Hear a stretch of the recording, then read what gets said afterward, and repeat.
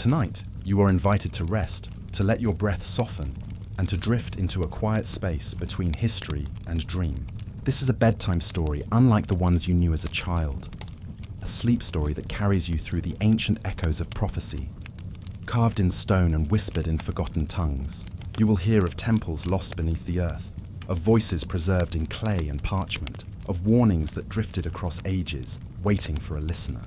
As your body grows heavy and your mind grows light, you may feel time itself begin to slow, as if the centuries lean closer to share their secrets. There is no need to chase them, only to listen, to rest, and to allow the mystery to guide you gently toward deep sleep.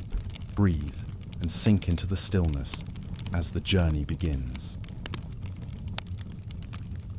Chapter 1. Whispers from the dust in the lands between the Tigris and Euphrates rivers, where the earth cracks under a scorching sun. The first known cities rose from mud brick and reed. Sumer, Akkad, and later Babylon. Names that drift across history like echoes of a forgotten song. It was here, in what we call Mesopotamia, that writing first appeared.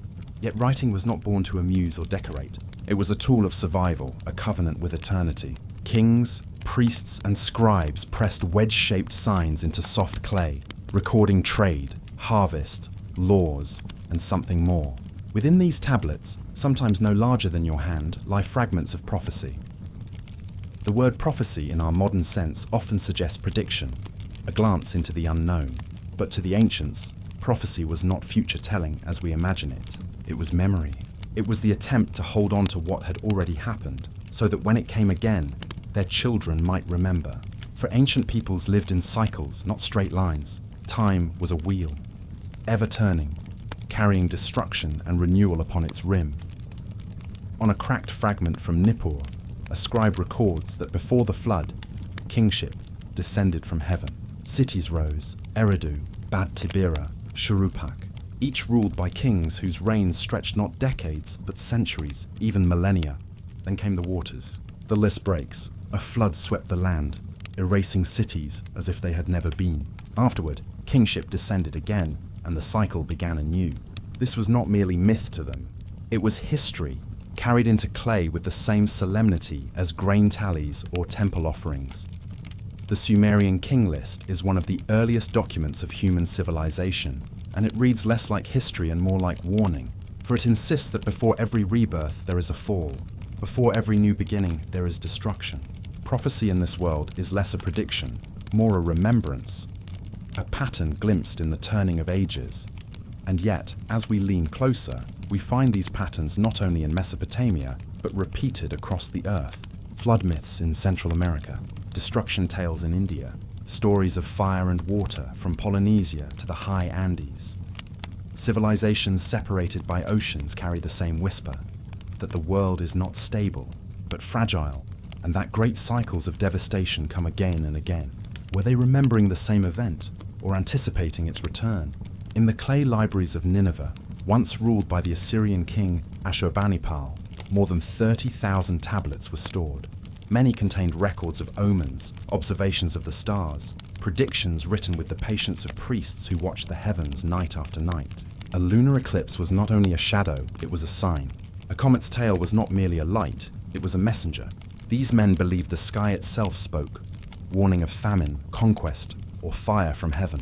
We might dismiss these as superstition, but encoded within are fragments of truth, that the earth and sky move in cycles, and that catastrophe is never far from the turning of that wheel.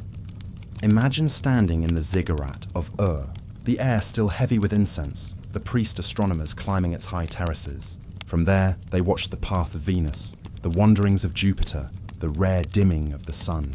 To them, these were not distant lights, but actors in a cosmic drama. Each shift, each alignment, was a foreshadowing of events on Earth. And so prophecy was born not from fantasy, but from memory, linked to patterns of the heavens and patterns of destruction. Fragments from Akkadian texts speak of worlds drowned in water, of fire raining from the sky, of stars shifting in their paths. One tablet from Nineveh describes a deluge so overwhelming that mountains vanished beneath it.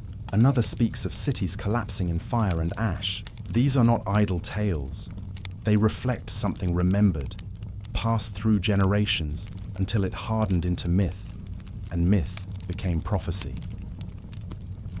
To the ancients, survival meant remembrance. To forget was to invite a cycle again without preparation. And so, prophecy was the bridge between past and future, a warning encoded in language, in ritual, and in stone. There is a peculiar quiet in these ruins. When archaeologists lift a clay tablet from the sand, what they hold is not just words, but a voice. The voice of a priest who may have believed he was writing for gods, but who was unknowingly writing for us. He knew destruction would come again, though he could not name the hour. He believed only that memory was the shield, and writing the vessel that could carry memory across the abyss of time. But we must ask, how did civilizations so far apart, so long ago, record prophecies of fire, flood, and cosmic upheaval with such similarity? Did they inherit fragments of a shared memory? Perhaps from an event now buried in geological time, a comet, a solar storm, or the slow drowning of coastal lands as ice melted and seas rose? Or did they simply sense the fragility of their world, projecting fears of collapse into stories that hardened into prophecy? We cannot know fully, and yet, as we walk among the broken bricks of Uruk, or read the faint incisions of the king list, a quiet unease takes hold, for the pattern is there, and the ancients wrote it with a reverence that lingers still. In this first whisper from the dust, we are invited to listen, not with the restless mind that demands answers, but with the patient heart that welcomes questions. The tablets do not shout, they murmur. They suggest that prophecy is not fantasy, nor is it certainty. It is the remembering of what was, the knowing that what was will be again, and the gentle warning that survival depends not on denial, but on remembrance. Let the thought settle gently. The first civilizations did not imagine prophecy as invention. They lived prophecy as memory, as the echo of loss carried forward for the children of tomorrow. And as we drift deeper into this forbidden library of humanity, we will hear these echoes repeated, across continents, across ages, across the dust of worlds that once believed themselves eternal. The dust still whispers. If you are still, you may almost hear it. Chapter 2. The Sumerian Tablets and the Shadow of Eridu. Close your eyes for a moment and let your breath soften. Imagine the low wind over the plains of southern Mesopotamia. The reeds sway along the banks of the Euphrates, and beyond them, half buried in dust, the foundations of the first city stir beneath the desert sun. This place is Eridu, remembered in legend as the oldest of all settlements, the first city to rise after kingship descended from heaven. To stand upon its ruins today is to feel not only the fragility of mud brick and clay, but also the weight of memory. For in Eridu and in its sister city Uruk, the earliest tablets were pressed with signs that reached across millennia. These were not mere records of trade or taxation, though many were just that. Hidden among the lists of sheep and grain are other inscriptions, stranger in tone, carrying whispers of destinies, laws, and encounters with beings not entirely human. The Sumerians called them the Anunna, or Anunnaki, those who came down from the heavens. Their presence hovers in the earliest myths, not as gods in the modern sense, but as shadowy figures who brought order, knowledge, and sometimes destruction. The city of Eridu was said to have been ruled by Enki, lord of the subterranean waters, keeper of wisdom, guardian of what were called the Me. These Me were not commandments, nor stories, but objects, or perhaps tablets, holding the decrees of civilization itself. They defined music, kingship, justice, weaving, and even the arts of war. To hold a Me was to hold a fragment of destiny. Archaeologists who unearthed the tablets of Uruk and Eridu found fragments that seemed to echo this idea. On some, the wedge-shaped marks list not just goods or names, but categories of knowledge, almost as if the scribes were cataloguing the foundations of culture. To the Sumerians, these were not inventions. They were gifts, descending from a higher order. The Me carried power, but also warning. For just as laws and music and order were granted, so too were chaos, destruction, and the collapse of cities written into the pattern of destiny. The shadow of Eridu falls long, for here we glimpse prophecy not as a spoken prediction, but as a kind of inscription, destiny carved into the very clay of existence. When scholars speak of the Me, they often describe them as cultural blueprints, abstract categories. But listen more closely, and you hear something else. The recognition that civilizations rise and fall, not randomly, but as part of a larger cycle. Each gift contains its opposite. Each rise carries the seed of collapse. In a surviving myth, Inanna, goddess of love and war, travels to Eridu and cunningly acquires the Mi from Enki. She carries them back to her city of Uruk, where they are celebrated and enshrined. Yet woven into the text is a subtle warning. To hold the Mi is also to be bound by them. Cities flourish when they obey the decrees, but when they twist them, when they corrupt the balance, destruction follows.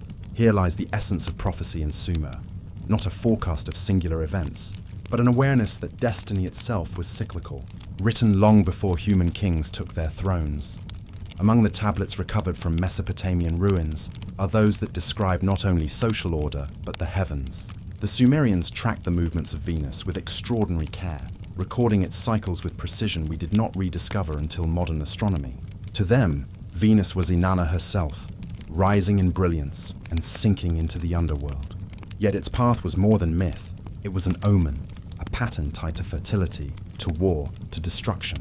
Some translations, rarely discussed outside specialist circles, suggest that these observations carried warnings of greater cycles, conjunctions and eclipses that foretold upheaval on Earth.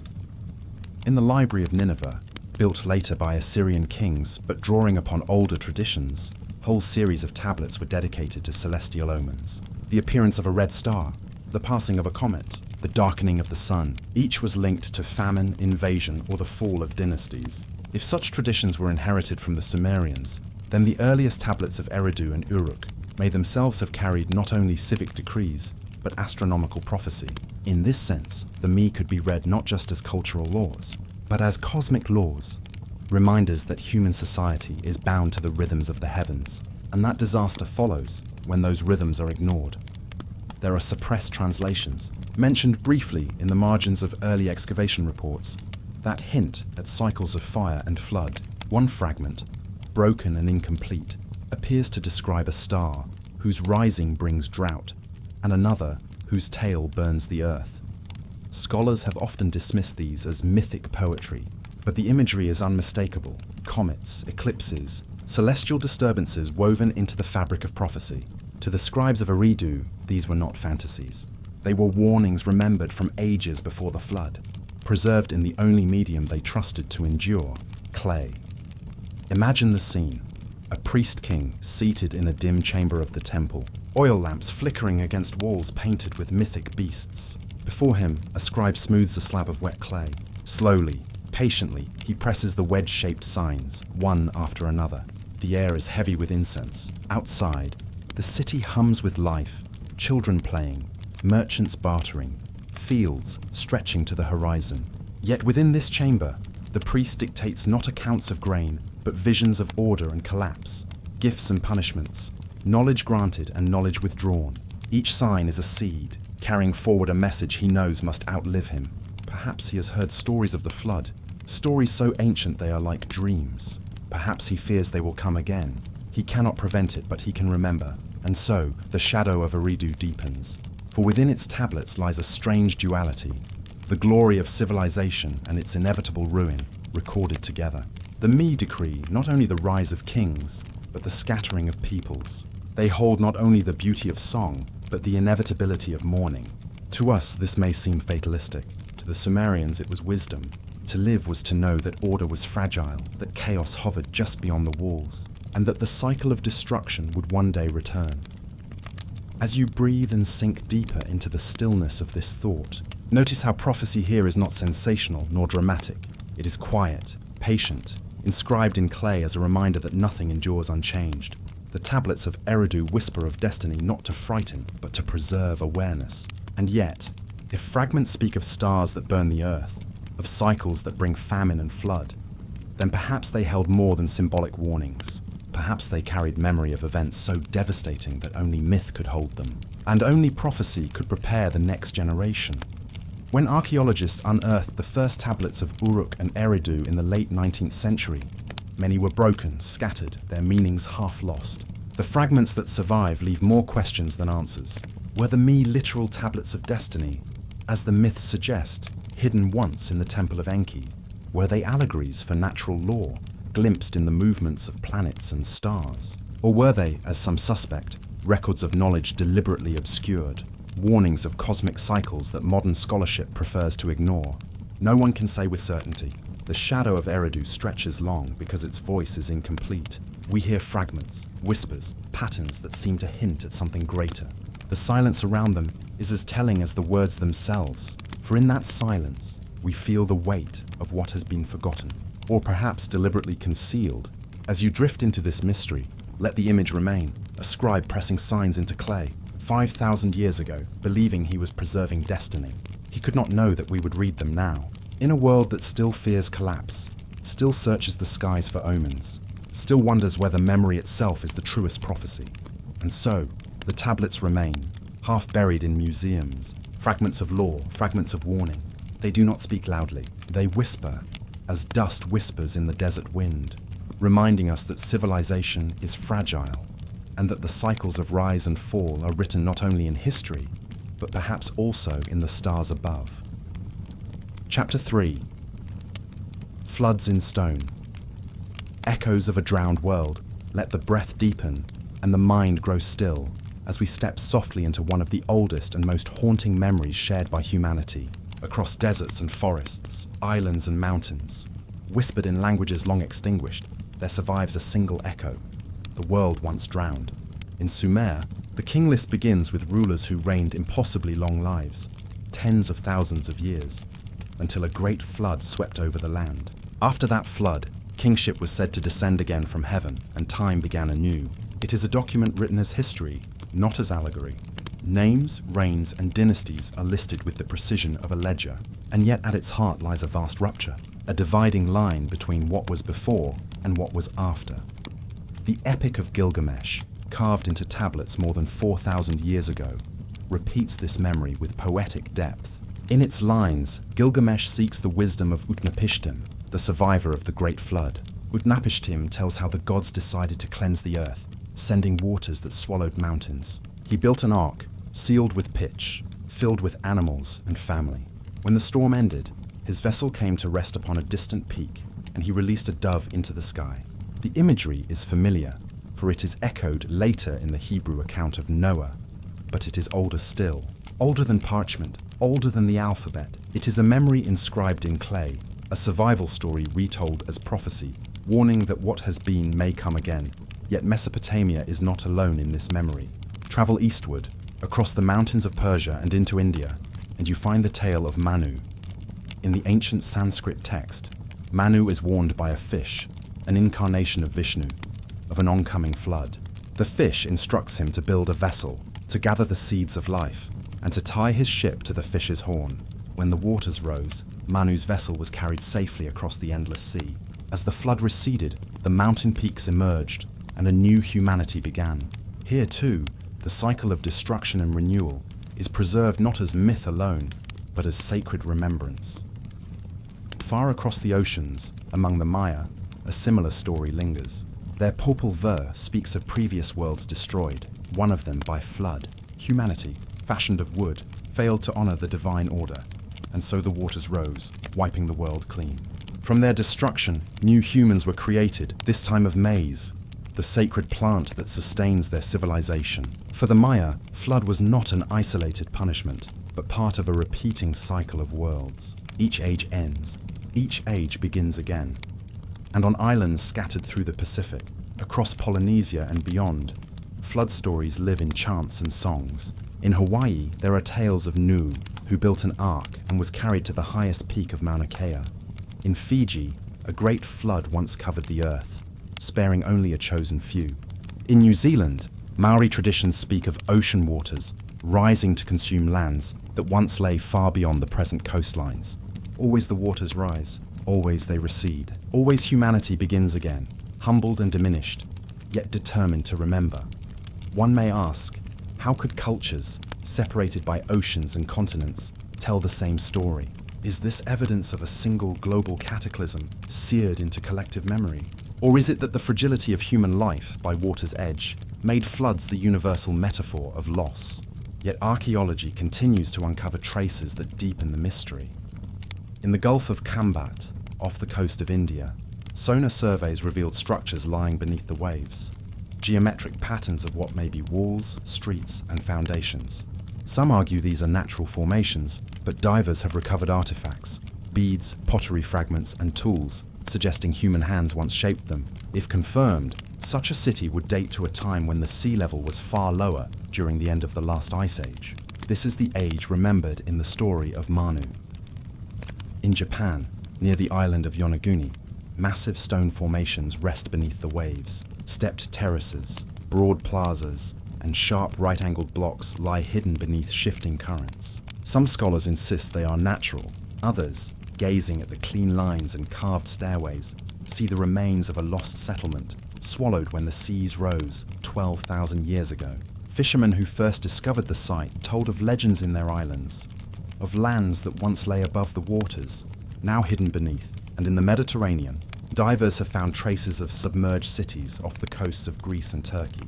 Pavements, walls, and columns lying beneath the sea, silent witnesses to the rising waters that reshaped the coastlines at the dawn of civilization. Plato, writing of Atlantis, speaks of a mighty civilization drowned in a single day and night of disaster. His story has often been dismissed as allegory, but perhaps it is another echo of the same flood that divides the king list. The same flood that Manu survived.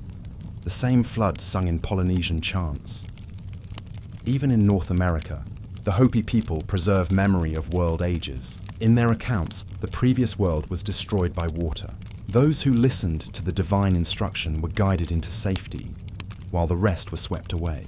The Hopi still hold prophecies of cycles, warning that destruction always follows when humanity forgets its place in the order of creation.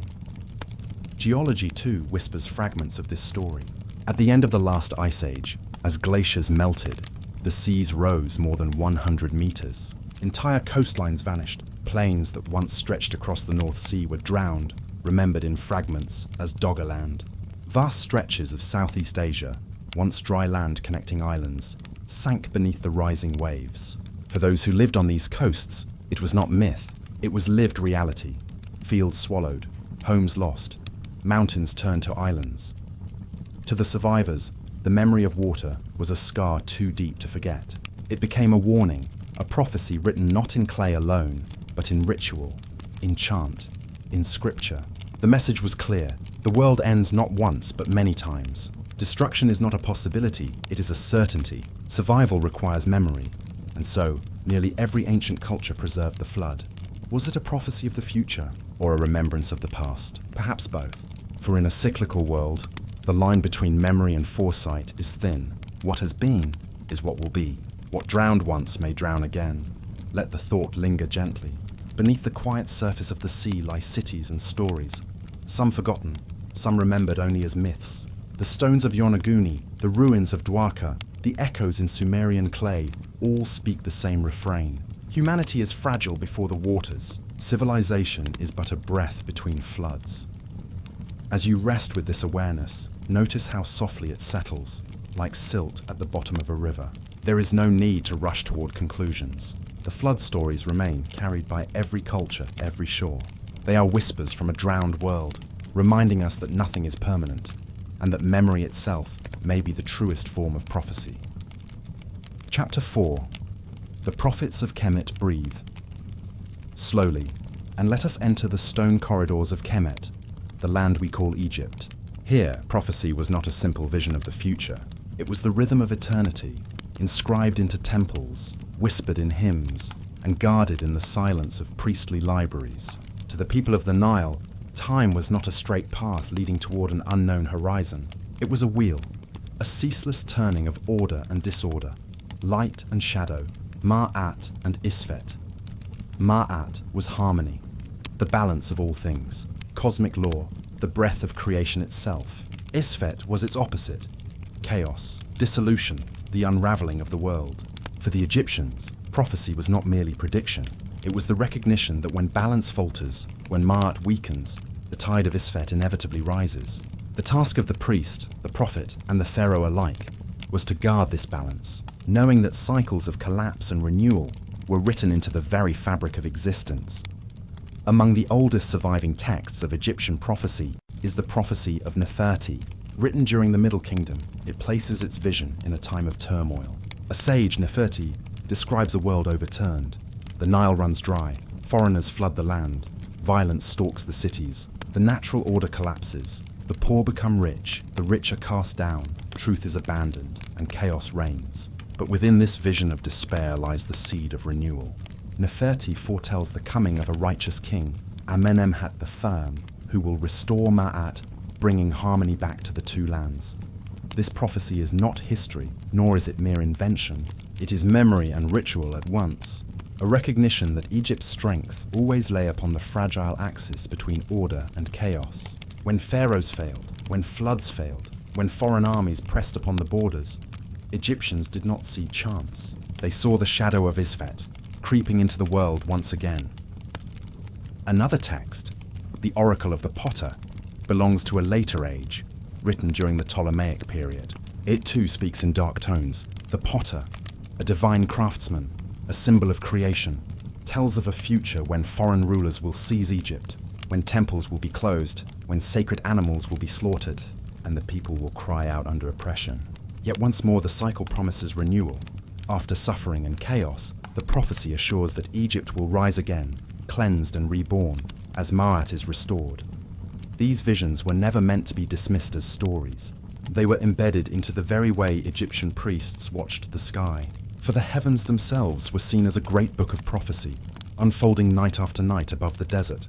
The rising of Sirius, the star they called Sopdet, was not only the herald of the Nile flood, it was the pulse of cosmic time. Each year, as Sirius appeared on the eastern horizon just before dawn, it signaled the renewal of the land. Crops would grow, the river would give life, and Ma'at would be renewed. But beyond the annual cycle, Egyptian astronomer priests tracked longer rhythms, the slow procession of the stars, the wandering of planets across the night sky. They measured with water clocks, with shadowed obelisks, with sight lines carved into temples. To them, each shift of the heavens was reflected on Earth. The fall of dynasties, the rise of foreign kings, the collapse of order, all were written in the stars. It is said that in the Temple of Dendera, the ceiling bore a great zodiac, mapping the heavens with uncanny precision. The lion, the ram, the scales, the scorpion, symbols that echo through Greek and later traditions, are carved in stone, preserving the Egyptian vision of a cosmos bound to human fate. Though scholars debate its dating, the message is clear.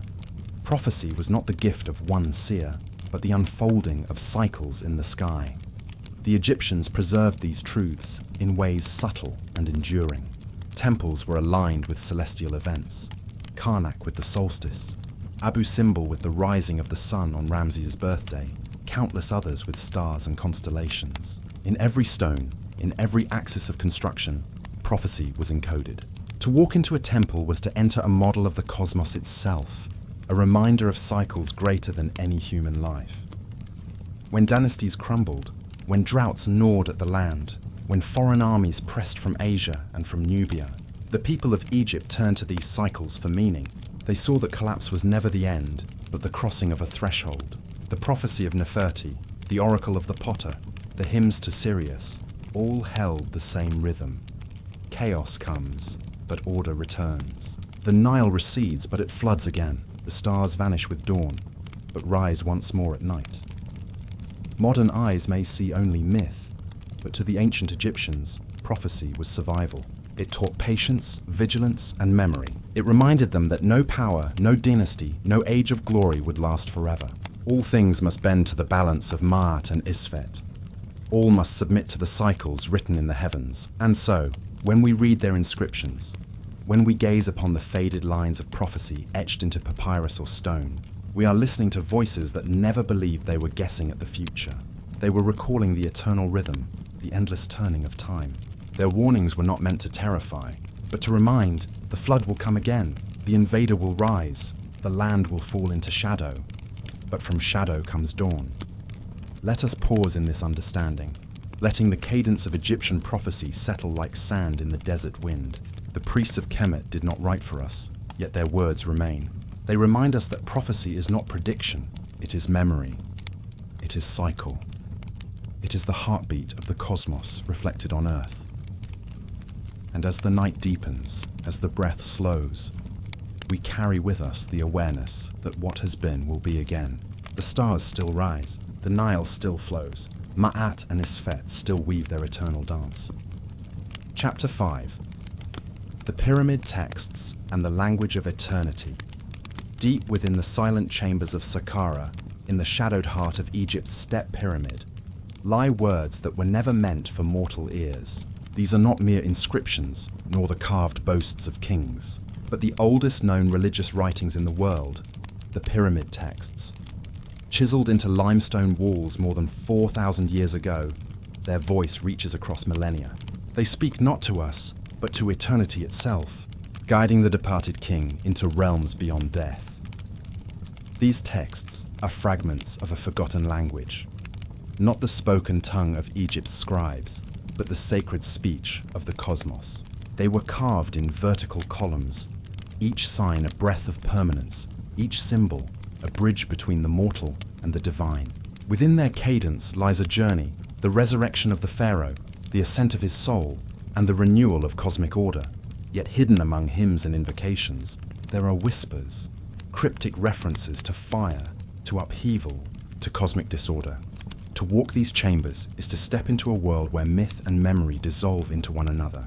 The king becomes Osiris, lord of the underworld. He rises as Horus, the falcon soaring to the sky. He becomes a star among stars, seated among the imperishable lights that never set. The texts describe him sailing across the heavens, nourished by offerings of bread and beer, embraced by the sky goddess Nut, who swallows the sun each night and gives it birth each dawn. But not all verses are serene. Scattered among these passages of resurrection are unsettling lines, verses that hint at fiery upheaval, at worlds undone. One spell speaks of the sky being overturned, of the earth trembling, of the gods themselves recoiling in terror. Another describes a flood of flame sweeping across heaven, a devouring fire that consumes not only men, but even the stars. Such imagery, encoded in hymnic language, may appear as pure myth. Yet to the priestly mind, myth was never mere invention. It was a vessel for truth, a language of symbols that cloaked cosmic events, too vast for plain speech. Some scholars suggest these passages are esoteric recollections of natural disasters. Meteor strikes remembered as fire from the sky, earthquakes preserved as the trembling of the earth, volcanic ash turned into the breath of gods. Egypt itself is not a land of volcanoes, yet the memory of distant eruptions could travel with merchants and priests, transmuted into sacred warning. Others see in these verses the echo of celestial cycles, times when the heavens themselves seemed unstable, when stars shifted in their order, or when the Nile's rhythms faltered, plunging the land into famine and disorder. The pyramid texts are not arranged as a single story, but as layers upon layers of invocations, spells, and hymns. Each chamber was covered in them, every surface a litany of transformation. The king was called to rise from his coffin, to shake off the dust of death, to ascend through shafts of stone that pierced the pyramid and opened to the sky. These shafts, aligned with Orion and with the circumpolar stars, were not accidental. They were pathways of eternity, routes for the soul to pass into the eternal company of the gods. Yet here too is the shadow of something more. The texts speak of the imperishable stars, those that never vanish below the horizon, as the eternal guardians of heaven. The king seeks to join them, to escape the fate of stars that rise and set, that are born and die. But why such urgency? Why such insistence that the king must ascend before the heavens are overturned, before chaos consumes the sky? Perhaps these were not only funerary assurances, but warnings etched in the language of eternity. The texts describe the cosmos as fragile, upheld by divine order, yet threatened by disorder always pressing in. The serpent Apophis coils in the depths, waiting to devour the sun. The waters of chaos nun surround the created world, threatening to reclaim it. To the Egyptians, these were not distant fables. They were realities, cycles always on the edge of recurrence. Prophecy, then, was not linear prediction, but the recognition that collapse is woven into the rhythm of existence. The fire from heaven, the trembling earth, the flood of flame. These may have been ways of encoding the inevitability of disaster, preserved in myth, so that future ages would remember. We may imagine priests by torchlight, reciting these words as they carved them, their voices low, their hands steady. Each sign cut into stone was more than an inscription. It was an act of preservation, a defiance of time. The pyramid texts were not written on papyrus, vulnerable to decay. They were etched into walls of limestone, meant to endure as long as the pyramids themselves. Perhaps this was intentional, a way to ensure that warnings hidden within the hymns of resurrection would survive dynasties, would outlast kingdoms, would wait silently for a distant age to listen. In the burial chamber of King Unas, the last pharaoh of the 5th dynasty, the texts cover nearly every surface.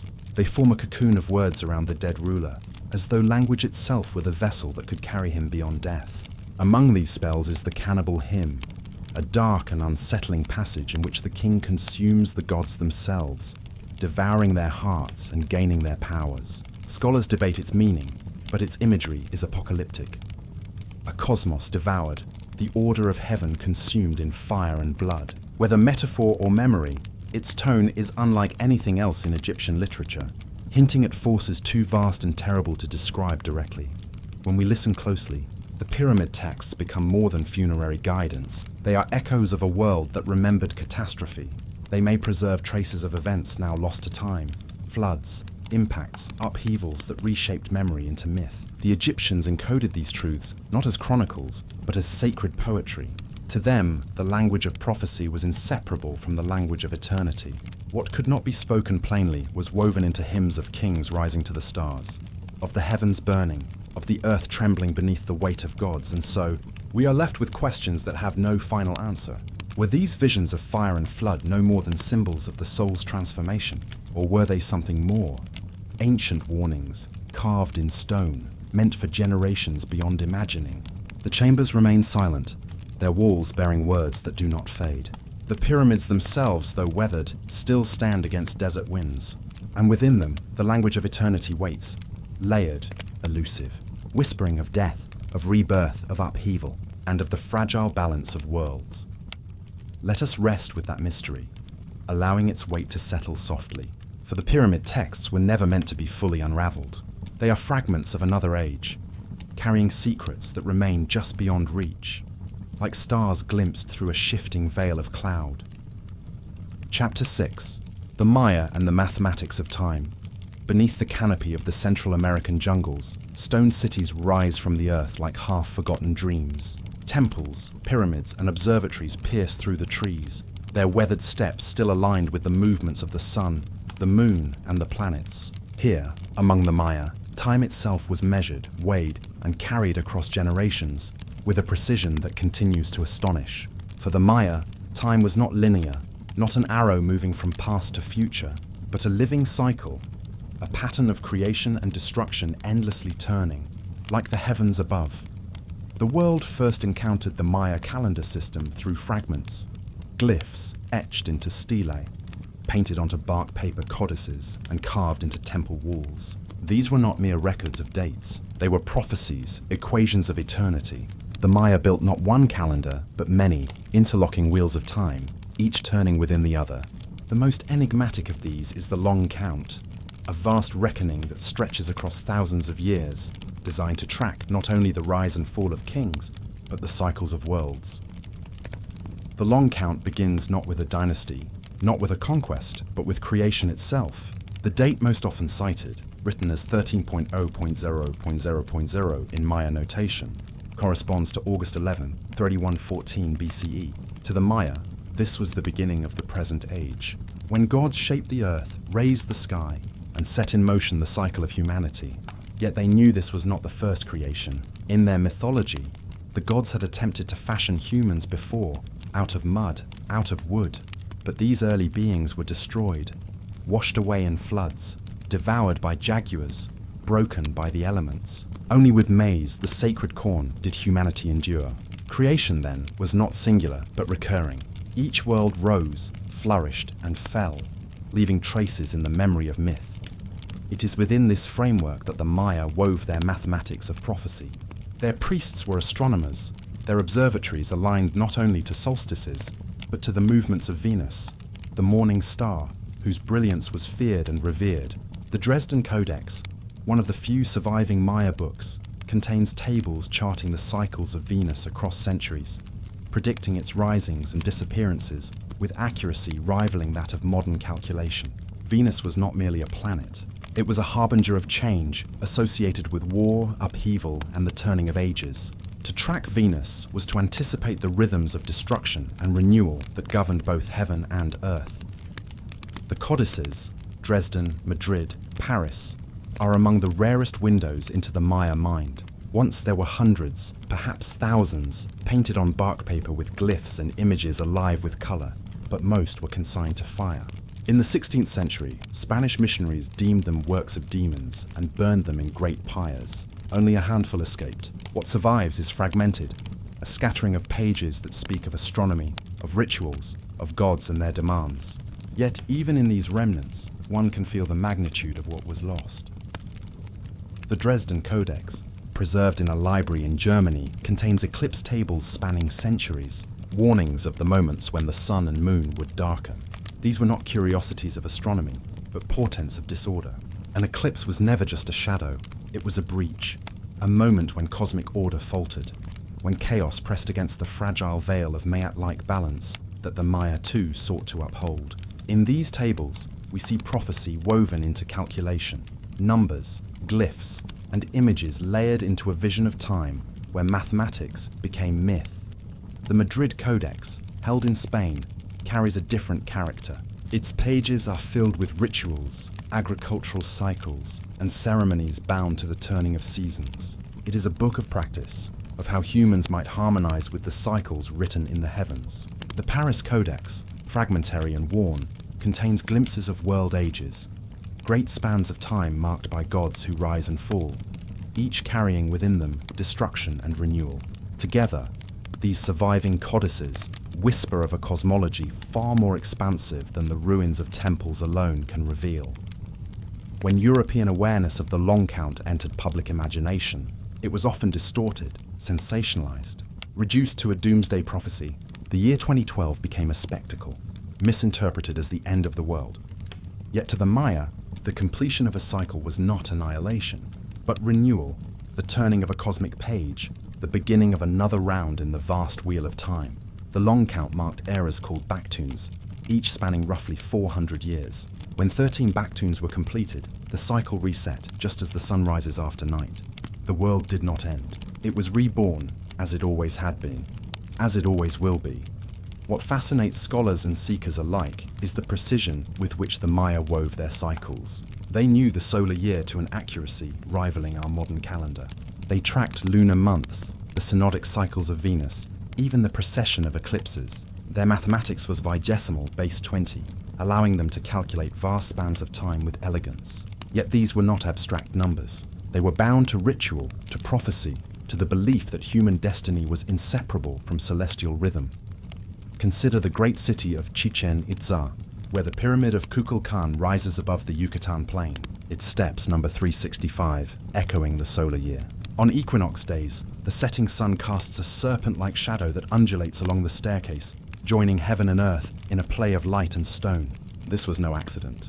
It was architecture as prophecy, stone aligned to the heartbeat of the cosmos. To ascend its steps was to walk through the calendar itself, to participate in the cycle of renewal. In Copan, in Honduras, stelae rise from the plazas, covered in glyphs that tell not only of kings and battles, but of dates stretching back to creation and forward into future cycles. The rulers did not see themselves as mere mortals, but as actors within the unfolding mathematics of time. Their reigns were inscribed as alignments with cosmic cycles, legitimized by their harmony with the calendar. Prophecy was not separate from power. It was the very ground upon which power stood. The question that lingers is why the Maya invested such energy in these cycles. Why chart Venus across centuries? Why carve dates that reach thousands of years into the past and the future? Perhaps they carried a memory of upheavals, floods, droughts, fires, and recognized that such catastrophes came in rhythms. Perhaps their mathematics of time was also a mathematics of survival, a way of foreseeing when the balance of worlds would falter. Or perhaps, more simply, they understood that human life is too fleeting to grasp eternity without the language of cycles. When we read the surviving fragments of the codices, when we stand before the stelae and the temples, we are left with silence where answers should be. The fires of the conquest consumed much, leaving us only the bones of a vast and intricate body of knowledge. Yet in those bones, the outline is clear enough to sense the grandeur of what once was. The Maya did not fear time. They embraced it, measured it, lived within its cycles. For them, prophecy was not an intrusion upon life, but its deepest rhythm, and so the mathematics of time remains, half lost, half remembered, still echoing in the shadows of stone cities reclaimed by jungle. In the turning of Venus, in the darkening of eclipses, in the count of days that stretches across millennia, the Maya sought to glimpse eternity. Their warnings remain veiled, their meanings incomplete, but their devotion to the cycles endures. Let us rest with that mystery, as the wheels of time continue to turn, slowly, endlessly, beneath the stars. Chapter 7. Quetzalcoatl and the Feathered Serpents return in the high valleys of central Mexico, where volcanic mountains rise like guardians above vast plateaus. The ancient people of Mesoamerica whispered of a figure both god and man. They called him Quetzalcoatl, the Feathered Serpent, a being who moved between heaven and earth, between spirit and matter. His name carried paradox: the serpent, bound to the earth, and feathers, born of the sky. To speak of Quetzalcoatl was to speak of duality, of wisdom that descends, of cycles that return, of a promise that once he departed, he would come again. The story of Quetzalcoatl is not confined to a single age. It echoes across the ruins of Teotihuacan, across Toltec memory at Tula, and into the songs and ceremonies of the Aztec. Each retelling shifts, yet the essence endures. Quetzalcoatl was both a culture bringer and a prophet of endings. He taught humanity to till the earth, to measure the heavens, to honor creation with sacrifice not of blood, but of flowers, song, and the breath of life itself. Yet, as myths remind us, no age endures forever. The Aztec priests preserved a vision of time not unlike the Maya, a universe built upon cycles of creation and destruction, called the Five Suns. In this cosmology, each world had its era, its sun, its presiding element. The first sun ended in jaguars, the second in wind, the third in fire, the fourth in flood. Each destruction reset the order of things, preparing the way for renewal. The present age, the fifth sun, was believed to hang in precarious balance, sustained only by ritual and sacrifice. Within this framework, Quetzalcoatl appeared not only as a god of knowledge, but as a signpost of cosmic transition. Legends tell that in the Toltec city of Tollan, Quetzalcoatl once reigned as priest-king. He guided his people in arts, astronomy, and the weaving of sacred calendars. But his reign was not eternal. Through deception or through destiny, he departed, traveling eastward toward the sea, where the sun rises. Some accounts describe him casting himself upon a funeral pyre, only to rise again as the morning star, Venus. Others say he boarded a raft of serpents or drifted upon the waters, vanishing into the horizon with the promise of return. The return of Quetzalcoatl lingered like a prophecy over Mesoamerica. It was said he would come again from the east, during a time of great upheaval. When, in the 16th century, Spanish ships appeared upon the eastern shores, some among the Aztec may have wondered if this prophecy had come to pass. Hernan Cortés arrived in the year Sayacatl, the calendrical name linked to Quetzalcoatl's own cycle. Whether the Aztec truly believed him to be the returning feathered serpent is debated by scholars, but the resonance is undeniable. Prophecy had woven itself into history, shaping perception, guiding decisions, and sealing the fate of an empire. Yet to reduce Quetzalcoatl to a mistaken identity is to miss the deeper mystery. His myth is not simply political, it is cosmic. The stories of his return are not about a single man, but about cycles of destruction and renewal that have haunted humanity since the earliest dawn. The Aztec Five Suns, like the Maya world ages, echo patterns we find across civilizations: floods that erase memory, fires that consume, stars that foretell endings. Quetzalcoatl's departure and return may be less about a literal man stepping ashore, and more about the eternal rhythm of civilizations rising, flourishing, and falling beneath the weight of time. The great temple at Teotihuacan, centuries before the Aztec rose, carries his image in stone. Rows of plumed serpents emerge from the temple's facade, alternating with jaguar-like faces and seashells, symbols of water and creation.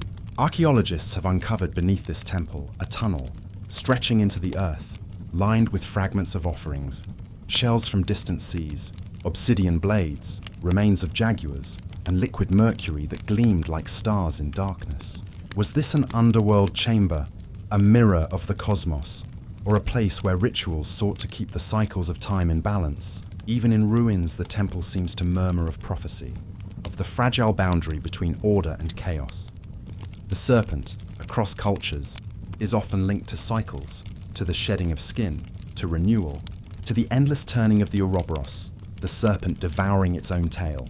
When feathers crown the serpent, the imagery becomes transcendent, matter uplifted by spirit, earth rising towards sky. Quetzalcoatl, then, is not merely a god of wind, or Venus, or knowledge, but a vision of balance, the union of opposites, the reconciliation of dualities. His return would signal not simply the arrival of a being, but the restoration of a cosmic order lost. Among the Toltec, Quetzalcoatl was remembered as Topiltzin, the priest-king who sought to abolish human sacrifice. His departure, forced by the trickery of his rival Tezcatlipoca, left Tollan to fall into ruin. Some scholars have suggested this story preserves a memory of real upheavals, droughts, migrations, or the collapse of cities, but mythology does not record such events directly. It encodes them, translating disaster into cosmic drama. The struggle of Quetzalcoatl and Tezcatlipoca is not just a quarrel of gods, but a mirror of the eternal struggle between order and chaos, light and shadow, creation and destruction. When the Spanish chroniclers recorded the stories of the conquest, they often shaped them through their own worldview, eager to cast themselves as the fulfillment of prophecy. Yet within the older layers of the myth, independent of colonial interpretation, Quetzalcoatl's return was already embedded. The cycles of suns, the prophecies tied to Venus, the myths of eastward departure, all pointed toward an expectation that what had once gone would someday return. Some researchers have asked whether Quetzalcoatl might reflect not only myth, but memory, a memory of an ancient teacher, perhaps from a civilization now drowned beneath the sea. His attributes, bringer of agriculture, measurer of the heavens, moral guide, resemble figures found in distant mythologies. The Sumerians spoke of Oans, who emerged from the sea to teach civilization. The Greeks told of Prometheus, who gave fire to mankind. Across oceans, echoes arise. Was Quetzalcoatl one among many masks of a forgotten lineage, bearers of knowledge from a time before the known histories of our world? If so, then his return is not a prophecy of conquest, but of remembrance, the memory of a wisdom lost, waiting to resurface when cycles complete. The cataclysms of fire, flood, and sun may not only describe the heavens, but great upheavals of the earth itself. Volcanic winters, meteoric impacts, floods that swallowed coastlines at the end of the Ice Age.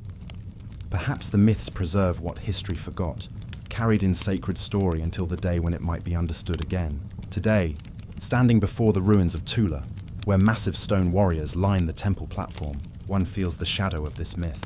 The colossal figures look eastward, as if awaiting something beyond the horizon. At Teotihuacan, where the Pyramid of the Sun and the Pyramid of the Moon flank the Avenue of the Dead, the image of the feathered serpent remains. And in the codices that survived the flames of conquest, the figure of Quetzalcoatl continues to appear. As priest, as wind, as morning star, as prophet. The return of Quetzalcoatl may not be an event, but a cycle. The re-emergence of balance after collapse, of wisdom after forgetting, of order after chaos. The Aztec feared the fifth sun would end as the others had, in fire and upheaval. Yet even in destruction they knew the cycle does not stop. It turns as Venus vanishes and returns, as the serpent sheds its skin. And so the prophecy lingers, not fulfilled, not denied, but alive in the turning of time. Was Quetzalcoatl a cosmic alignment, a teacher remembered from a sunken age, or a symbol of the eternal cycle itself? The answer rests in shadow, in silence, waiting like the morning star to rise again. Let us leave it here, with the quiet possibility that beneath myth lies memory, and beneath memory, a truth yet to return. Chapter 8. The Sibyls and the Burning Scrolls of Rome. In the shadow of Rome's beginnings, when the city was still a cluster of hills rising above the Tiber, prophecy was already woven into its destiny. The Romans, practical in their governance, yet reverent toward unseen forces, turned to voices that spoke not from men, but from women. figures whose words seemed to pierce the veil of time. These were the Sibyls. They were not confined to a single place, nor to a single age. From the caves of Cumae to the sanctuaries of Delphi and Erythrae, from Libya to Asia Minor, the Sibyls appeared as vessels of an ancient current, their speech fragmented, poetic, unsettling. Their prophecies were sought in moments of uncertainty and feared for the visions they carried of fire, flood, famine, and the fall of kings. Among these voices, one story echoes most strongly through Roman memory. It tells of a king, Tarquinius Superbus, and of an encounter that would bind the fate of Rome to sacred texts of mystery. An old woman, veiled and austere, is said to have come before him bearing 9 scrolls. She offered them for a great price. Tarquin refused, dismissing her as a deceiver.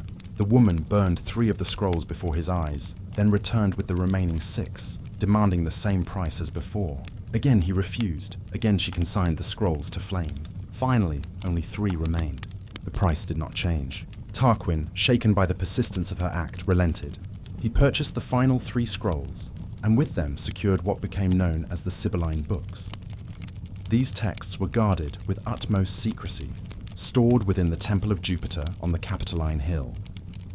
They were not consulted for common matters, nor for idle curiosity.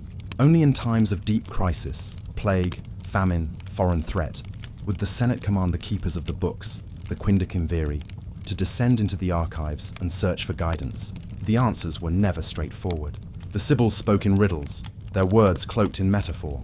To interpret them was an act of divination itself, a negotiation between text, priest, and circumstance.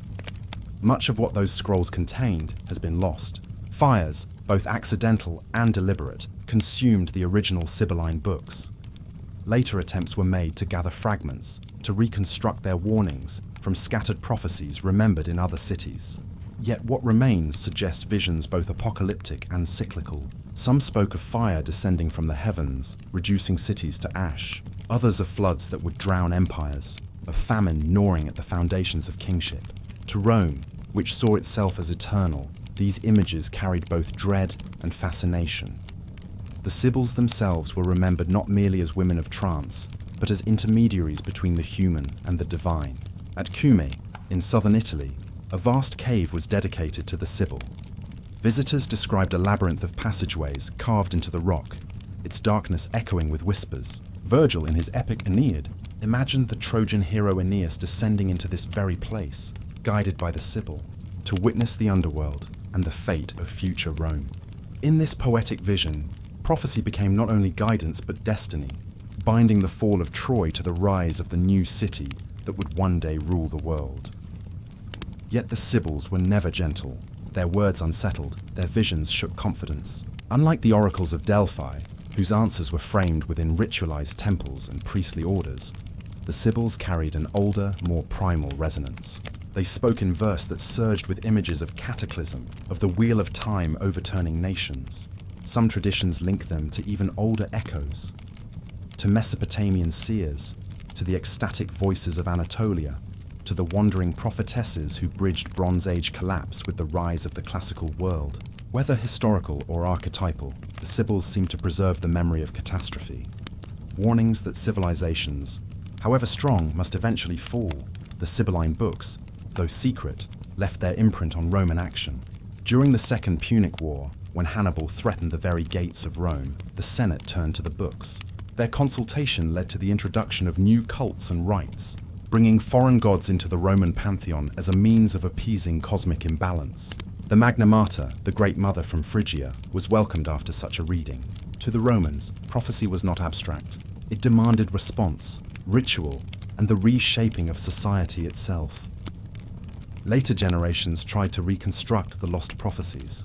Collections known as the Sibylline Oracles, preserved in fragments through Jewish, Christian, and Greco-Roman hands, reveal layers of apocalyptic imagery. In them we read of kingdoms rising and falling, of a final conflagration that would consume the world, of a golden age that would follow. Some scholars believe these texts absorbed and reinterpreted older Mediterranean prophecies, adapting them to new faiths and new empires. In this way, the Sibyls became voices that transcended Rome, echoing even into Christian tradition. Early church fathers quoted Sibylline verses as evidence of divine foreknowledge. casting the pagan prophetesses as unwitting heralds of Christian revelation. Still, beneath all layers of reinterpretation, one motif remains: the vision of fire. Fire that descends from the heavens, fire that devours cities, fire that marks the end of an age. Perhaps it is no coincidence that the story of the Sibylline books begins and ends with fire. They were offered through burning, preserved through burning, lost to burning. Fire both reveals and destroys. In the Mediterranean world, where volcanic mountains loomed and memories of eruptions like that of Thera still lingered in myth, fire was the element of apocalypse. To the Sibyls, it was not only destruction, but transformation, the purging of one order to make way for another. When Rome burned in the reign of Augustus, and again in later centuries, the loss of the Sibylline books was mourned as the severing of a link between present and fate. Though fragments were recopied, though echoes survived in scattered writings, the originals were gone.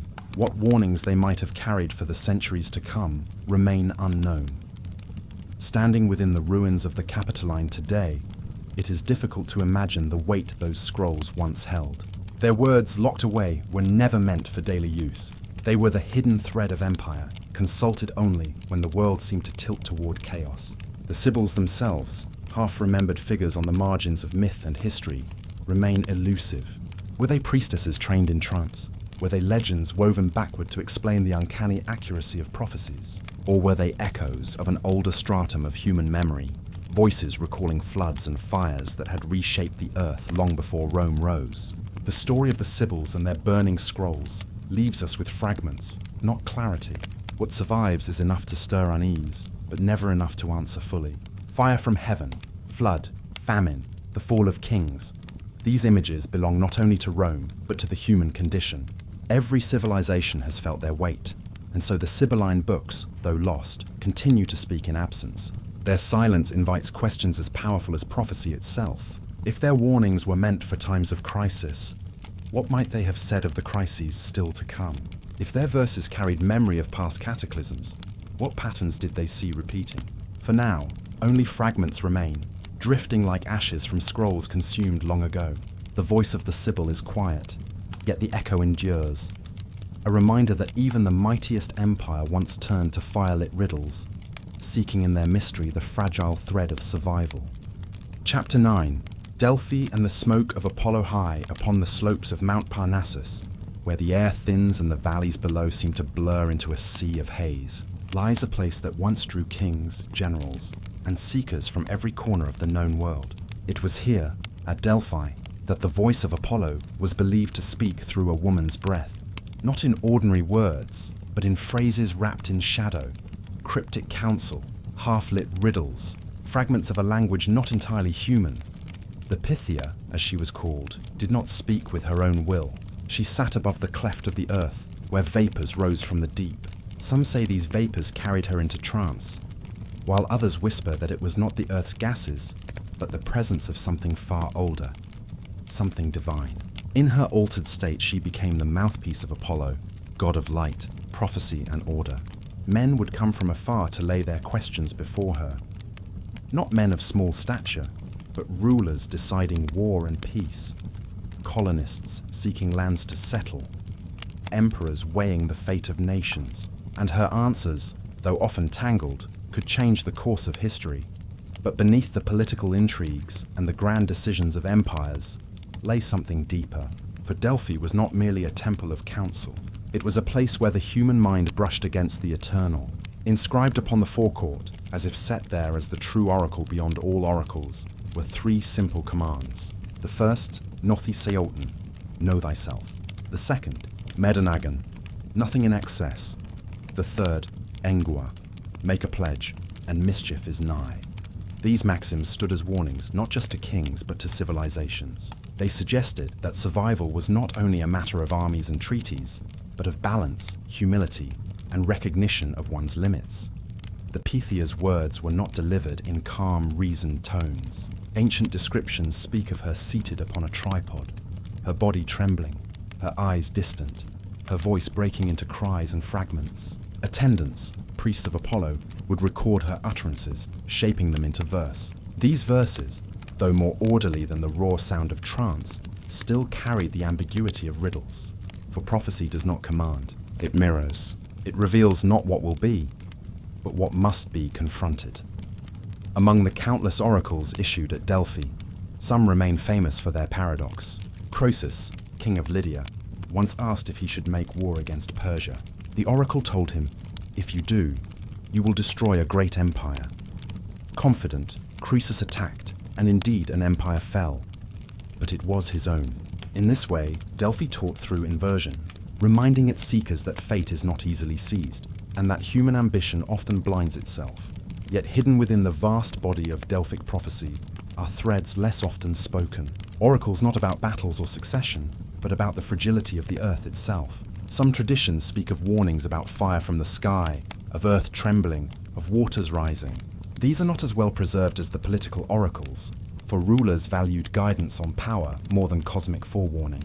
Still, the fragments that remain suggest that Delphi's voice carried echoes of calamities beyond the scale of kings. It is possible, some scholars suggest, that the oracle's vision was shaped by memory, collective memory of disasters long past. Greece itself lay in a land scarred by earthquakes, by volcanic fire, by sudden storms that could strip harvests and flood valleys. The Pythia, in her altered state, may have drawn from a deep reservoir of human remembrance, where past cataclysms leave impressions too great to fade. Fire falling from the heavens recalls the comets and meteors that ancient peoples sometimes witnessed streaking across the sky. Floods speak to older stories still, of rising seas and drowned lands that haunt Mediterranean myth. In this light, Delphi becomes more than a shrine of Apollo. It becomes a threshold where the human psyche touches not just the present, but the recurring rhythms of catastrophe that shape the ages. The god of light speaks, but what he reveals is not always light. Sometimes it is the shadow of fire to come. Archaeology gives us glimpses of the setting in which these mysteries unfolded. The sanctuary of Apollo was terraced upon the mountainside, approached by the sacred way, a winding path lined with votive offerings and treasuries, built by city-states to honor the god and commemorate their devotion. Pilgrims would ascend slowly, passing monuments to victories and gifts of gratitude before reaching the temple itself. Within, the inner sanctum held the tripod, the seat of the Pythia above the fissure, the scent of laurel, the crackling of flames upon the altar, the chanting of hymns. All these framed the moment when a question was asked, and the earth seemed to breathe an answer. Though science has long debated the source of the Pythia's trance, with some suggesting ethylene gases seeping from geological faults, the truth remains unresolved. What is certain is that generations upon generations accepted that Apollo spoke here, through smoke, through woman, through the trembling of the body. To doubt it would have been to doubt the gods themselves. What then does it mean that the most enduring command of Delphi was, "Know thyself"? Perhaps it was not only directed at individuals, but at civilizations. For the fate of nations often lies in their blindness, in overreaching beyond their limits, in forgetting the fragile balance upon which life depends. The oracle, in her fragmented words, may have been less concerned with foretelling specific events than with warning of the patterns that repeat through time. Even the myths surrounding Apollo himself carry this resonance. Apollo was the slayer of Python, the serpent of chaos that dwelt in the deep fissures of Delphi before the god claimed it. By conquering the serpent, Apollo established order, light, prophecy. Yet the serpent was never entirely gone. The fissure remained, the smoke rose, the earth still trembled. Order stood always upon the edge of returning chaos. The oracle's voice was born of this tension, between the light of Apollo and the abyss of the serpent. And so, as kings asked of battles, as cities asked of harvests, the deeper message lingered beneath, that all human structures, however glorious, remain vulnerable to forces that lie beyond them. To know thyself is to remember this fragility. In later centuries, as Christianity rose and the old gods receded, Delphi fell silent, the temple crumbled, the Pythia spoke no more. Yet the silence itself carries meaning. For civilizations, like oracles, have seasons. They rise, they speak, they guide, and then they are gone, leaving behind only ruins and fragments, inscriptions carved into stone, echoes of a voice that once shaped the destiny of nations. Today, as one stands upon the slopes of Parnassus, looking out over the valley of olive groves stretching toward the Gulf of Corinth, It is not difficult to imagine the hush that once fell when the oracle spoke. The wind stirs in the stones, the mountain breathes, and the mind turns inward. The command remains simple yet inexhaustible. Know thyself. And perhaps this is why Delphi endures, not merely as archaeology, but as myth. For beyond politics and power, beyond the riddles given to kings, the truest prophecy may have been the reminder that humanity must look within, to measure its desires, to recognize its limits, and to remember the ancient warnings that speak not only of the fall of empires, but of fire, flood, and the trembling of the earth itself. The smoke of Apollo has faded, but its lesson drifts still, subtle as a whisper, reminding us that prophecy does not end when the oracle falls silent. It continues, carried in memory, in myth, in the unquiet silence of ruins. Chapter 10. The Hebrew Prophets and the Fire of Heaven.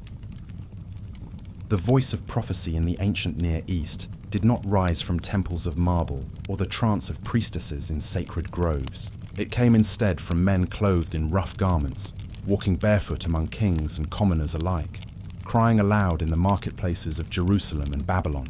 Their words were neither polished nor ornamental.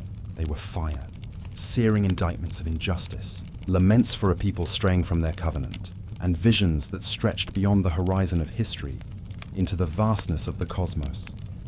From Isaiah to Ezekiel, from Jeremiah to Daniel, the Hebrew prophets carried a message that oscillated between the immediacy of political crisis and the grandeur of apocalyptic revelation. They warned of siege and exile, famine and captivity, but also of fire from heaven, of stars falling, of a world remade through destruction and renewal. Their voices did not belong only to their own age. They have continued to echo across centuries, speaking not only to Israel, but to every civilization that contemplates its own fragility. Isaiah, writing in the shadow of Assyrian conquest, spoke in images that reached far beyond the politics of his time. He saw the heavens rolled up like a scroll, the sun darkened, the earth trembling beneath the weight of divine wrath. The stars of heaven and their constellations will not give their light, he declared. The sun will be darkened in its rising, and the moon will not shed its light. Such visions blur the line between the historical and the cosmic. Was Isaiah speaking of an invading army, or of an alignment in the heavens that portended a deeper reckoning? Jeremiah's voice, centuries later, trembled with sorrow as Babylon advanced upon Jerusalem. He warned not only of armies and exile, but of fire consuming the city, of an anger that reached beyond mere human vengeance. He described the heavens as shaken, the natural order disturbed, as though catastrophe was woven into the fabric of creation itself. His words were often met with scorn, yet in the end, Jerusalem did burn, and the people did go into exile, walking the long road to Babylon as Jeremiah had foretold. Ezekiel, by the waters of that same exile, saw visions that transcended all boundaries of time and imagination.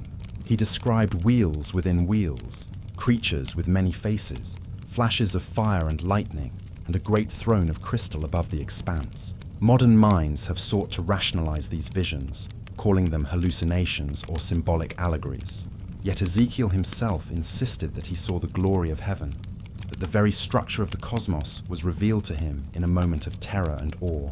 He spoke of a fiery storm from the north, of the earth quaking at the presence of something too immense to contain. His prophecies wove together the fate of nations with the upheavals of the cosmos, as if human history was but one thread in a fabric woven by stars, comets, and the hidden order of creation.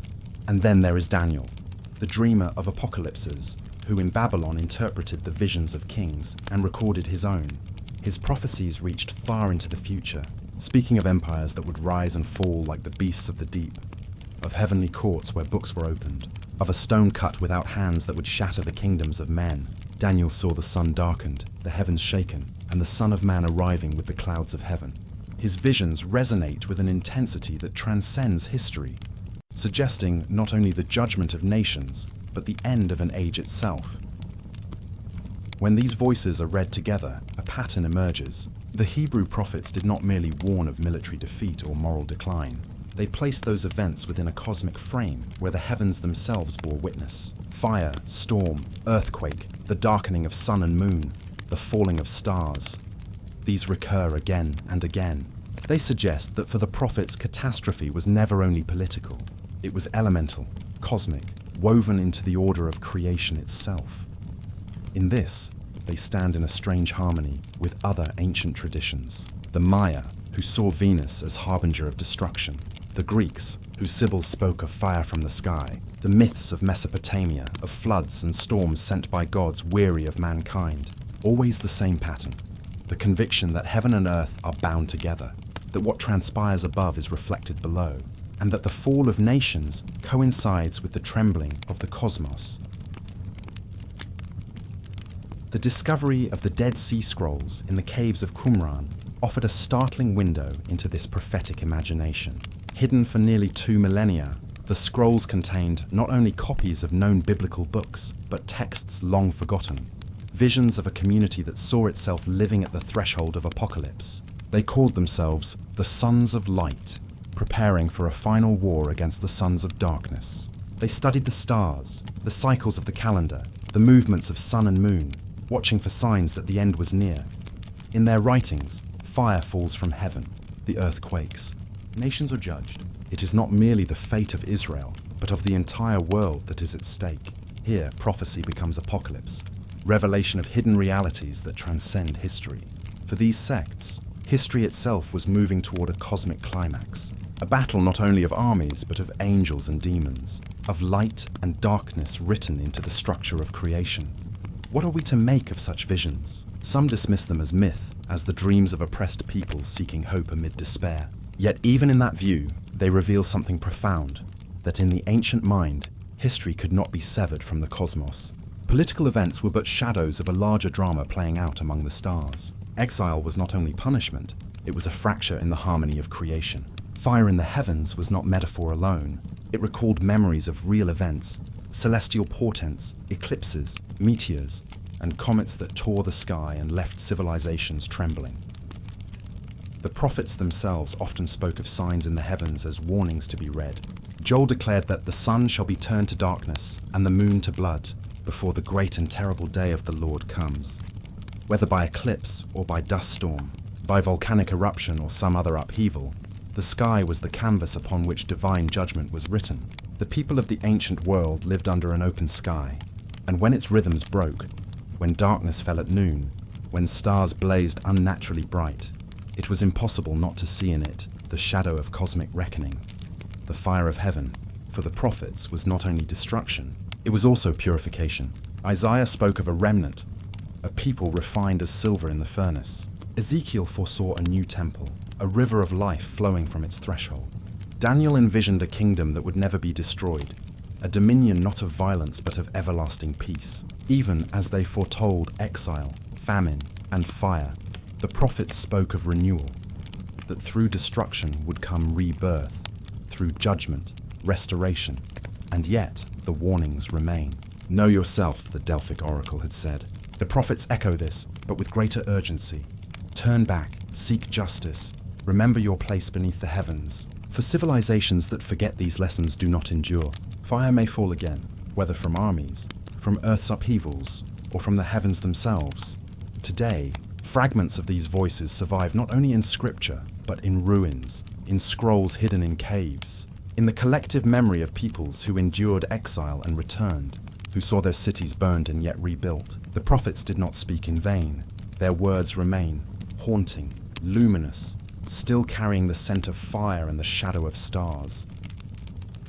As the wind stirs through the caves at Qumran, as one stands before the ruins of Jerusalem or the rivers of Babylon, the question lingers.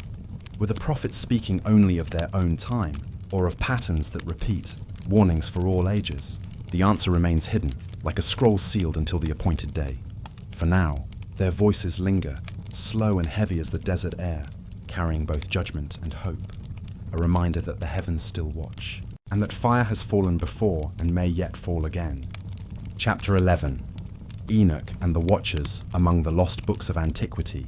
Few carry the same aura of forbidden mystery as the Book of Enoch. Its words survived only in fragments, hidden in caves and preserved in distant traditions, as though the text itself resisted disappearance. Excluded from the official canon of most Western churches, Enoch nevertheless endured in Ethiopia. where it was preserved in the Ge'ez language as a sacred scripture. There, in the highlands of Africa, the book was read not as heresy, but as revelation. A voice from the deep past whispering of angels, giants, and a judgment written into the very fabric of the cosmos. Enoch is no ordinary figure. In the Hebrew Bible, he appears only briefly, described as a man who walked with God and was no more, for God took him. A life without death, a mortal transfigured into something beyond. Around this tantalizing figure, a tradition blossomed. Enoch became not only a prophet, but a scribe of heaven, one who ascended to the realm of the divine and returned with secrets too dangerous for ordinary men. The text known today as Fond Enoch, a compilation of several ancient writings, opens with a vision of cosmic upheaval, mountains melting like wax before the flame, the earth convulsing, stars abandoning their courses. It is not merely a prophecy of war or famine, but of the universe itself trembling under judgment. In these opening lines, we glimpse the scale of the book's ambition, to explain not only the destiny of nations, but the origins of evil, the mechanics of the heavens, and the ultimate renewal of creation. At the heart of the narrative lies the story of the Watchers. These were the sons of heaven, who looked upon the daughters of earth and desired them. Descending upon Mount Hermon, they took wives, taught forbidden arts, and gave birth to a race of giants, the Nephilim, whose violence filled the earth. The Watchers introduced secrets never meant for human hands: metallurgy, weapon-making, enchantments, astrology, and the signs of the heavens. What began as desire ended in corruption, for knowledge unmoored from wisdom is a fire that consumes. Here the text resonates with echoes of Mesopotamian myth. The Apkallu of Babylon, half-divine sages, were said to have instructed humanity in arts of civilization, building, writing, and magic. In Sumerian lore too, there are tales of gods who mingled with mortals, granting gifts of knowledge that were both blessing and curse. Across cultures, the pattern recurs. Divine beings descend, mankind advances, and yet catastrophe follows. In Enoch's telling, the flood that wiped the earth clean was not merely a punishment for human wickedness, but a direct response to this unlawful union between heaven and earth. The Book of Enoch lingers over this vision with hypnotic detail. Giants devouring the labor of men until famine spread, blood soaking the ground. The earth itself crying out beneath the weight of violence. Then, a decree. The Watchers would be bound in darkness until the final judgment, and their children, the Nephilim, destroyed by a flood that would sweep away both corruption and memory. Yet even as judgment looms, Enoch himself is lifted into the heavens. There he becomes a witness to secrets hidden from all others. He is shown the courses of the stars, the gates of the winds, the storehouses of hail and fire. He sees the sun and moon, guided by angelic beings along their appointed paths. He beholds the place where the souls of the dead await, divided according to righteousness and wickedness. Each vision is described with solemn cadence, not as allegory alone, but as though the prophet truly gazed upon the architecture of creation itself. Modern scholars may read these passages as ancient cosmology, an attempt to impose order upon the bewildering movements of the sky. Yet for the people of that age, living beneath open heavens, such visions were not abstract speculation. They were revelations, windows into the divine order. When eclipses darkened the sun, when meteors streaked across the night, when earthquakes split the ground, the Book of Enoch offered an explanation. The cosmos was not silent. It was alive, and its disruptions were signs of judgment. The fire of heaven, in Enoch's account, is not confined to metaphor. He speaks of stars that fall, of celestial bodies that burn with flame, of mountains overturned by the fury of Earth's convulsions. He describes rivers of fire consuming both land and sky, and a final conflagration that purifies creation. These images echo through later apocalyptic writings, in Daniel, in Revelation. Yet their earliest, rawest form lies here, in the verses of Enoch. Why then was such a book suppressed? Why preserved in Ethiopia yet excluded in Rome and Jerusalem? Some argue that its imagery was too strange, too alien to the emerging orthodoxy. Others suggest that its portrayal of angels transgressing divine law was too dangerous, raising uncomfortable questions about the origins of evil. Still others wonder if its visions of cosmic judgment were simply too terrifying, too uncontainable, to sit comfortably within the ordered structures of canon.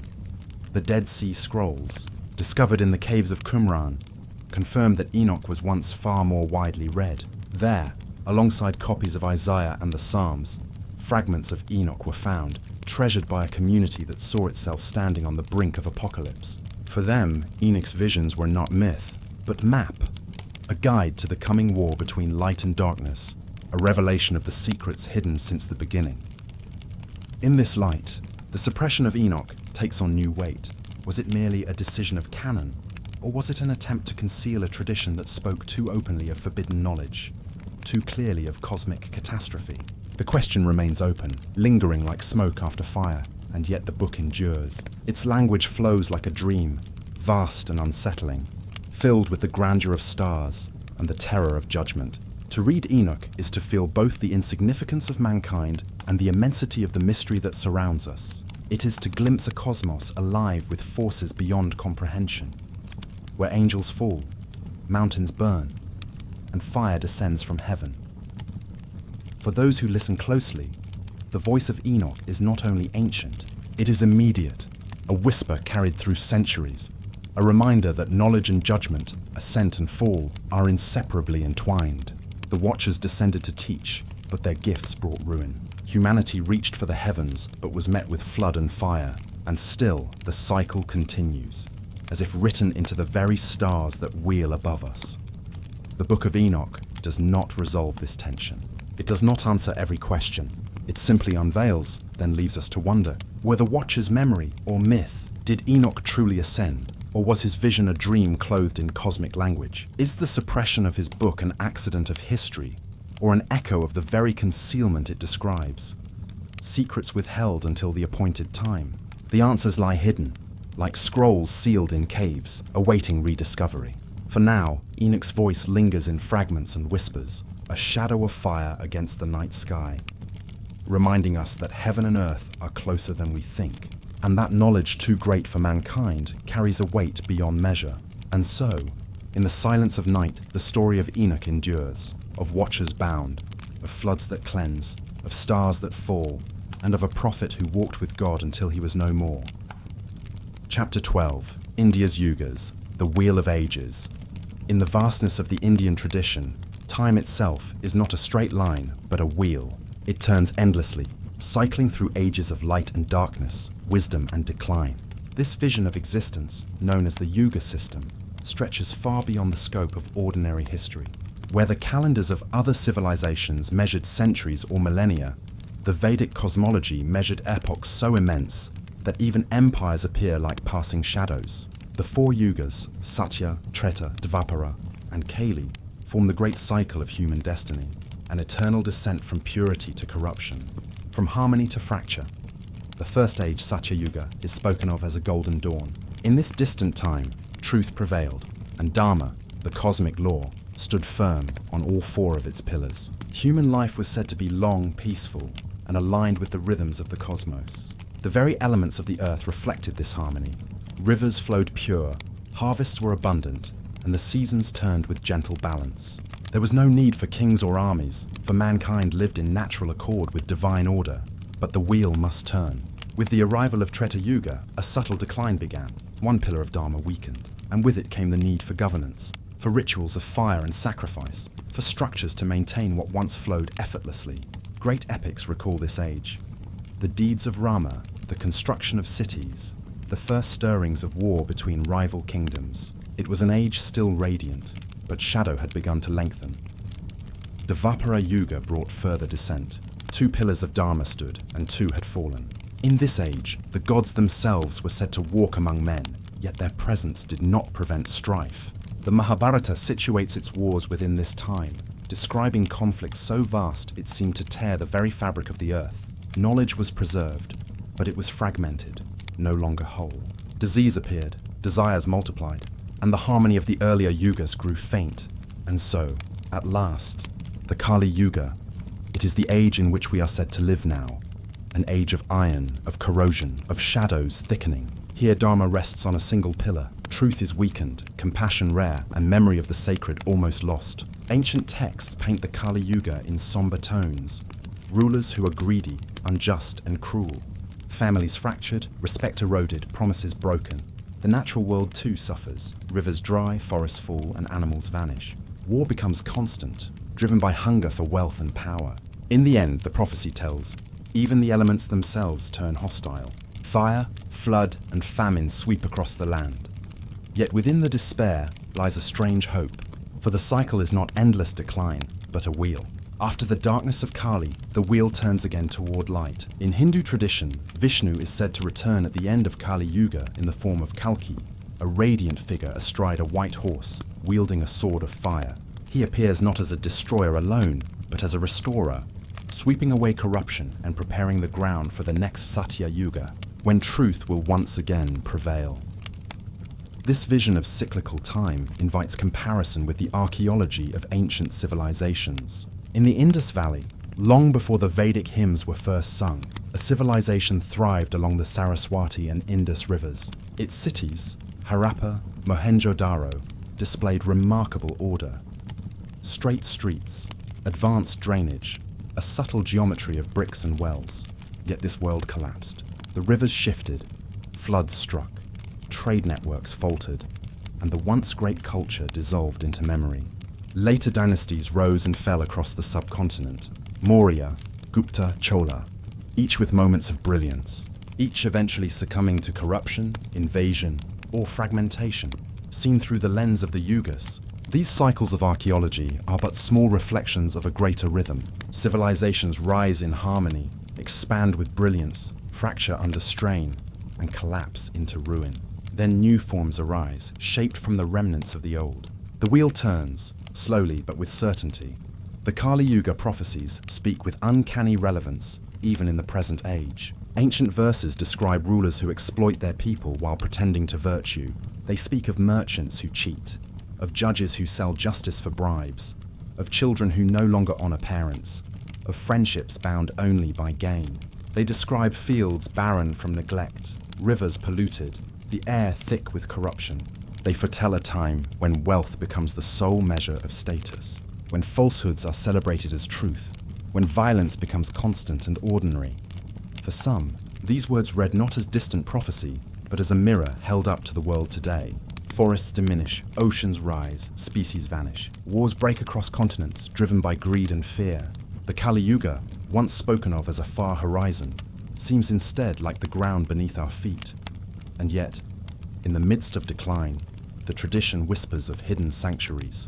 Even in the Kali Yuga, it is said, those who seek truth can still find it. Though Dharma stands on a single pillar, that pillar does not break. A spark of light endures, however faint. In the heart of chaos, the cycle prepares for renewal. The wheel of ages, then, is not only cosmic, but personal. Each human life, too, mirrors this descent and renewal. Innocence of childhood, strength of youth, decline of age, and the mystery of rebirth. The Yugas stretch across millennia, yet their rhythm can be felt within the pulse of a single lifetime. To know the Yugas is to see one's own place within the larger turning, to recognize that collapse is not the end, but the preparation for beginning. Archaeology gives us stones, ruins, fragments of pottery and script. Myth gives us cycles, great arcs of meaning that reach beyond what the eye can measure. Between the two, a dialogue unfolds. The fall of Harappa, the disappearance of dynasties, the ruins overgrown by forests. These are not isolated events, but echoes of the same wheel the sages described, and perhaps too, the disasters of other civilizations, in Mesopotamia, in Mesoamerica. Find their resonance here, bound by a shared rhythm of rise and fall, of harmony lost and regained. The Kali Yuga will end, though not gently. Texts speak of fire and storm, of oceans rising, of the very earth trembling. But beyond the violence lies renewal. From the ashes of corruption, a new dawn emerges, radiant as the golden Satya Yuga. In that age, humanity remembers once more the truths forgotten. The rivers run clear, the forests grow deep, and the stars above guide rather than terrify. For now, though, the wheel remains in descent. We walk through the late stages of Kali, bearing witness to prophecy unfolding. The texts offer no easy escape, only the reminder that cycles cannot be resisted, only endured. To know the Yugas is to know patience, to recognize that even the longest night ends when the wheel turns. And so the sages spoke, not in despair, but in reverence. For behind destruction lies order, and beyond the wheel lies the eternal, timeless presence of the divine. The Yugas pass, civilizations rise and fall, but the mystery remains. It is this mystery that whispers through the Vedas, that lingers in the ruins of vanished cities, that looks back at us from the quiet rivers and the endless stars. The wheel turns, slowly, silently, and as it does, it carries with it the story of all things, of golden beginnings, of shadowed declines, of fire and renewal. It carries the story of humanity itself, bound to the rhythm of ages, yet always awaiting the return of light. Chapter 13. The Mahabharata and the War of the Gods across the plains of northern India, in words carried for millennia through firelit recitation.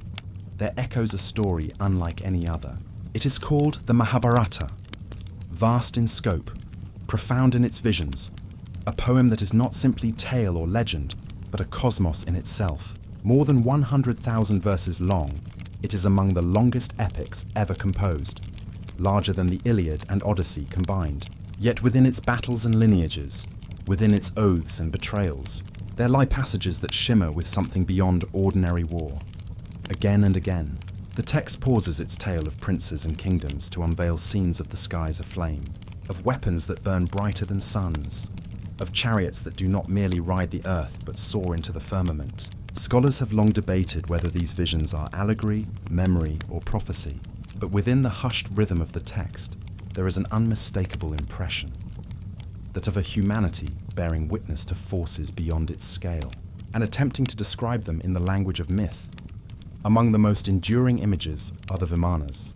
These aerial chariots appear across several passages, sometimes as palaces that could move across the heavens, sometimes as vehicles granted to heroes by gods. The Pushpaka Vimana of Ravana, inherited from an earlier age, is described as a structure adorned with windows, radiant as a city in the sky, able to traverse distance at the speed of thought.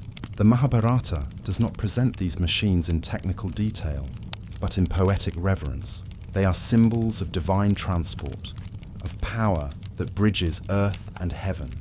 And yet, in their descriptions, modern readers have sometimes seen echoes of technology, not merely imagination, but memory.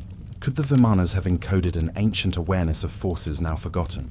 Or are they instead a metaphor for the ascent of the soul, clothed in the language of fire and flight? The question lingers, unresolved. Even more haunting are the weapons. Among them, the Brahmastra occupies a place of fear.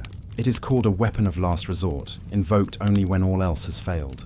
It is said to release a fire that consumes everything, leaving wastelands where nothing can grow.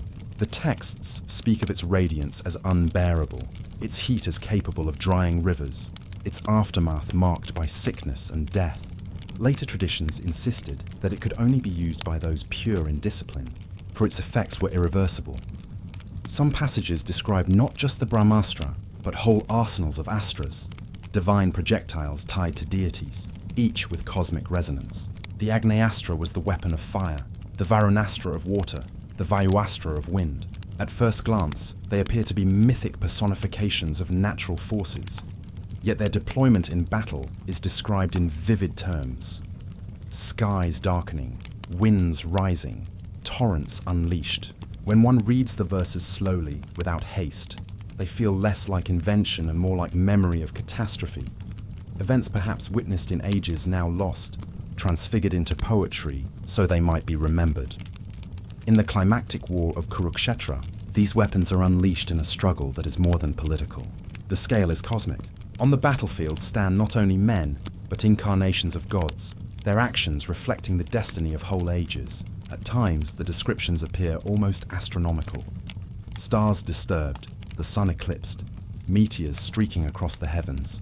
The Mahabharata itself suggests that this was no ordinary war, but an echo of older conflicts, as above, so below, mirroring struggles among the gods themselves.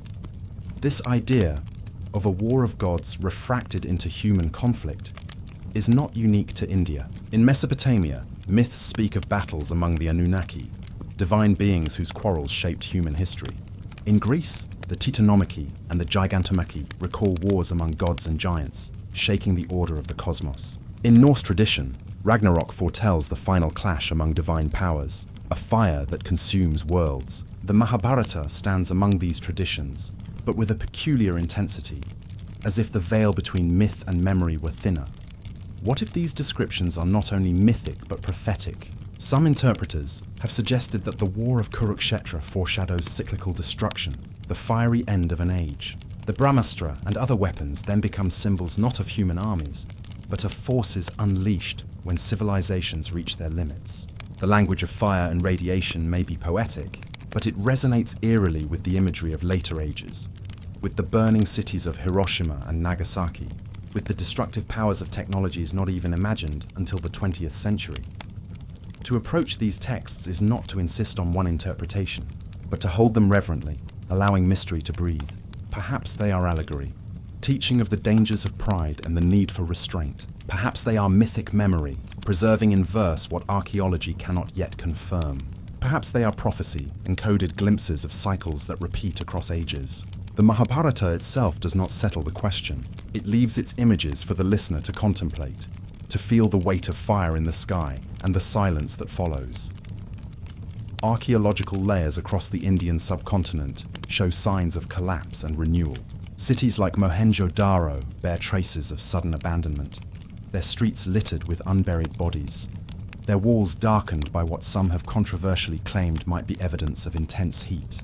Most scholars attribute this to natural disaster or gradual decline, yet the image lingers, bound to the verses of the epic. Did the text preserve some echo of catastrophe, witnessed in ages so ancient that only poetry could remember? The war of Kurukshetra is also framed within the greater cycle of the Yugas. The epic itself declares that this war marked the end of Dvapara Yuga and the descent into Kali. In this way, it is not merely a war of dynasties, but a cosmic threshold, a hinge between worlds. The weapons, then, may symbolize the exhaustion of an age, forces so destructive they could only clear the way for something new. And yet, within the violence, the epic also carries the voice of wisdom. In the midst of battle, the Bhagavad Gita arises, a dialogue between Arjuna and Krishna, speaking not of weapons, but of the eternal soul, of duty, of the mystery that survives death itself. Here, the epic places the transient fire of war beside the timeless fire of spirit, reminding the listener that beyond all destruction lies something that cannot be destroyed. When we listen to the Mahabharata as prophecy, we must remember its rhythm, that time is a wheel, that decline is not the end, but the prelude to renewal. The fiery weapons, the burning skies, the echoes of divine battles. These may be warnings, yes, but also reminders of the cycle that forever turns. In destruction lies preparation. In collapse lies the seed of dawn. The war of the gods, then, is not only about the past. It whispers also of the present and perhaps of what is yet to come. It reminds us that civilizations, like ages, carry within them the seeds of their own fire. And it reminds us, too, that what burns may yet be renewed.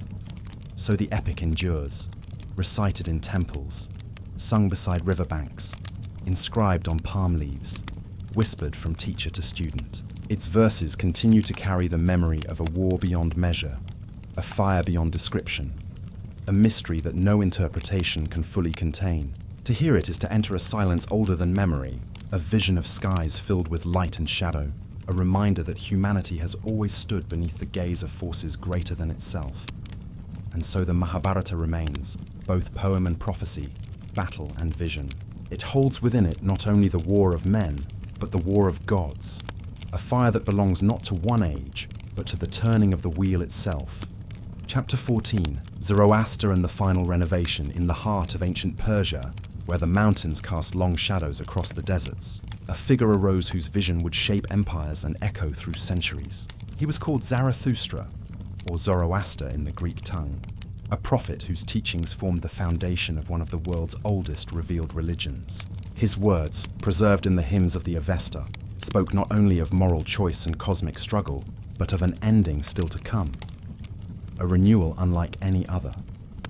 Zoroaster's vision was not of eternal decay, nor of endless cycles without resolution. It was a vision of history as a great battle, leading towards a final consummation. The texts speak of a day when the world, weary from its corruption, will be made whole again. This moment is called Frashokareti, the final renovation, when all creation is restored to its first purity. In the imagery of the Avesta, this renewal comes not through gentle healing, but through fire. It is foretold that in the last days, a river of molten metal will flow across the earth. All living beings must pass through it. For the righteous, the metal will feel no hotter than warm milk, but for the deceitful, it will burn, scourging away falsehood, leaving only what is true. This fiery cleansing is not meant as annihilation, but as purification, a baptism not of water, but of flame. The imagery is stark, but it is not unique to Persia. Across cultures, we find echoes of a final judgment by fire or flood. In the Hebrew prophets, a day of the Lord is envisioned, when the heavens will roll back and the earth will be consumed in flame. In Indian cosmology, the end of the Kali Yuga is marked by the descent of Kalki, who wields fire to dissolve corruption before the cycle begins anew. In Norse myth, the world ends in Ragnarök, as the fire giant Surtur sweeps the earth with flames. Even in Plato's Timaeus, there are cycles of destruction by water and fire, floods for some ages, conflagrations for others. Zoroastrianism holds a central place in this global chorus, for its vision is both apocalyptic and redemptive. The end is not final oblivion, but the beginning of a restored world, free from the shadow of the lie. In this sense, Zoroaster's teaching introduced one of the earliest clear articulations of history as a story with an ultimate conclusion, a single arc bent toward renewal. Archaeology reminds us that Zoroastrianism was not confined to abstract theology. Its temples, called fire sanctuaries, were spread across Persia. Within them, flames were tended by priests, flames that symbolized not mere ritual, but the very principle of Asha, truth, order, the radiant essence of creation. Fire was the living reminder of purity. In the rituals, one sees the reflection of the cosmic teaching, that fire both consumes and refines, both ends and begins. When we read the Prophecies of Frashokereti, we may sense something more than myth. The description of fire covering the earth evokes the image of geological upheaval, of molten forces beneath the crust erupting in cataclysm. The idea of a searing passage recalls memories of volcanic devastation, when whole landscapes were transformed in a single night. The words of the Avesta could be seen not as fantasy, but as the poetic preservation of catastrophe, or perhaps as a warning of events still to come. The Zoroastrian vision was also deeply ethical. Unlike myths that speak only of cosmic cycles, Zoroaster placed human choice at the heart of destiny. Every action, every thought was said to align either with Asha, truth, harmony, or with Druj, the lie, disorder, corruption. The final renovation would not simply arrive as fate. It was prepared moment by the countless decisions of human beings. And yet, even in the darkest times, the texts promised that good would ultimately triumph, that light would overcome shadow. The apocalyptic sections of the Avesta describe a series of savior figures, called Saoshyants, who would arise in the final age. Each would advance the cause of truth, culminating in the last Saoshyant, who would preside over the great renovation. At his arrival, the dead would rise, and judgment would come, not as destruction of the soul, but as purification. In this, Zoroastrianism offered one of the earliest glimpses of universal salvation, a belief that, in the end, all would be restored, even those who had fallen deepest into the lie. When we step back, we see that this vision spread its influence far beyond Persia. Jewish apocalyptic literature, composed during and after the Babylonian exile, bears striking parallels: the resurrection of the dead, the final judgment, the triumph of divine light over darkness. Early Christianity, shaped in the same region, carried forward the imagery of fire, renewal, and the final defeat of evil. Even Islamic eschatology, born centuries later, carries echoes of this Persian vision: the bridge of judgment, the fiery purgation, the ultimate restoration of justice. Thus, the words of Zoroaster ripple through history, often unseen, yet shaping the very framework of how humanity imagines the end. His voice joins the chorus of seers who spoke of fire and flood, of destruction and renewal. But in his vision, there is a unique note of hope, that fire does not merely consume, but heals. That judgment is not only terror, but cleansing. If we linger with this imagery, questions arise. Was the Frashokereti prophecy a symbolic teaching, meant to guide souls toward ethical living? Or did it preserve memory of a geological event, some primal fire that reshaped the land? Or is it, as some whisper, an anticipation of cycles yet unseen, of catastrophes still moving toward us across the horizon of time? The ancient Persians would have gazed upon their sacred flames, flickering against stone, and remembered that the world itself would one day pass through fire. They did not speak of this with despair, but with solemn assurance. For beyond the flame lay a world renewed, a creation restored to its first perfection. And so, the prophecy endures, across temples long abandoned, across texts weathered by centuries. It endures in echoes through other traditions, in visions of fire that cleanses, in myths that speak of destruction as prelude to rebirth. It remains one of humanity's most haunting archetypes, the dream of purification through flame, the promise of renewal through destruction. Zoroaster's voice, rising from the mountains of ancient Persia, still whispers that even in the fire there is hope, that the end is not an ending, but a passage. And as with so many ancient prophecies, the mystery lingers, unresolved, suspended between history and eternity, between memory and vision. Chapter 15. Oracles of Stone, Göbekli Tepe, and Forgotten Time. High upon a limestone ridge in southeastern Turkey lies a place so ancient, so enigmatic, that it unsettles nearly every assumption we once held about the origins of human civilization. Buried beneath a mound of earth for millennia, its secrets slumbered in silence until the late 20th century, when archaeologists began to unearth what is now regarded as the world's oldest known temple, Göbekli Tepe. Dated to around 9600 BCE, more than 6,000 years before Stonehenge, it emerges from the soil as if from another age altogether, a place where myth and prehistory converge. Vast circles of stone pillars rise from the ground, arranged with precision, each weighing many tons.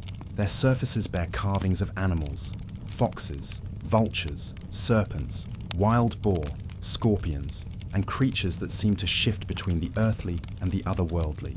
The stones stand not as mere decoration, but as messengers, as though the builders sought to preserve a language far older than writing itself. When one stands among these monoliths, there is a palpable sense of purpose, as though the stones were not simply raised, but consecrated. The site offers no evidence of daily habitation, no hearths, no houses, no refuse heaps of a village. Instead, Göbekli Tepe seems to have been a sanctuary, a place where ritual eclipsed survival. To carve and raise these stones required immense labor and organization, a feat unimaginable for the hunter-gatherer societies we once thought to be incapable of such achievements. And yet, here it stands, at the very dawn of the Holocene, challenging every story we tell about our beginnings. Among the carvings are symbols that resist easy interpretation. Some scholars see in them mythic imagery, others see a kind of early totemic record. Yet a growing body of interpretation suggests something deeper, that the stones themselves may function as a prophetic archive, a record of celestial events, and perhaps even a warning encoded in stone. One carving in particular, sometimes called the Vulture Stone or Pillar 43, has drawn extraordinary attention.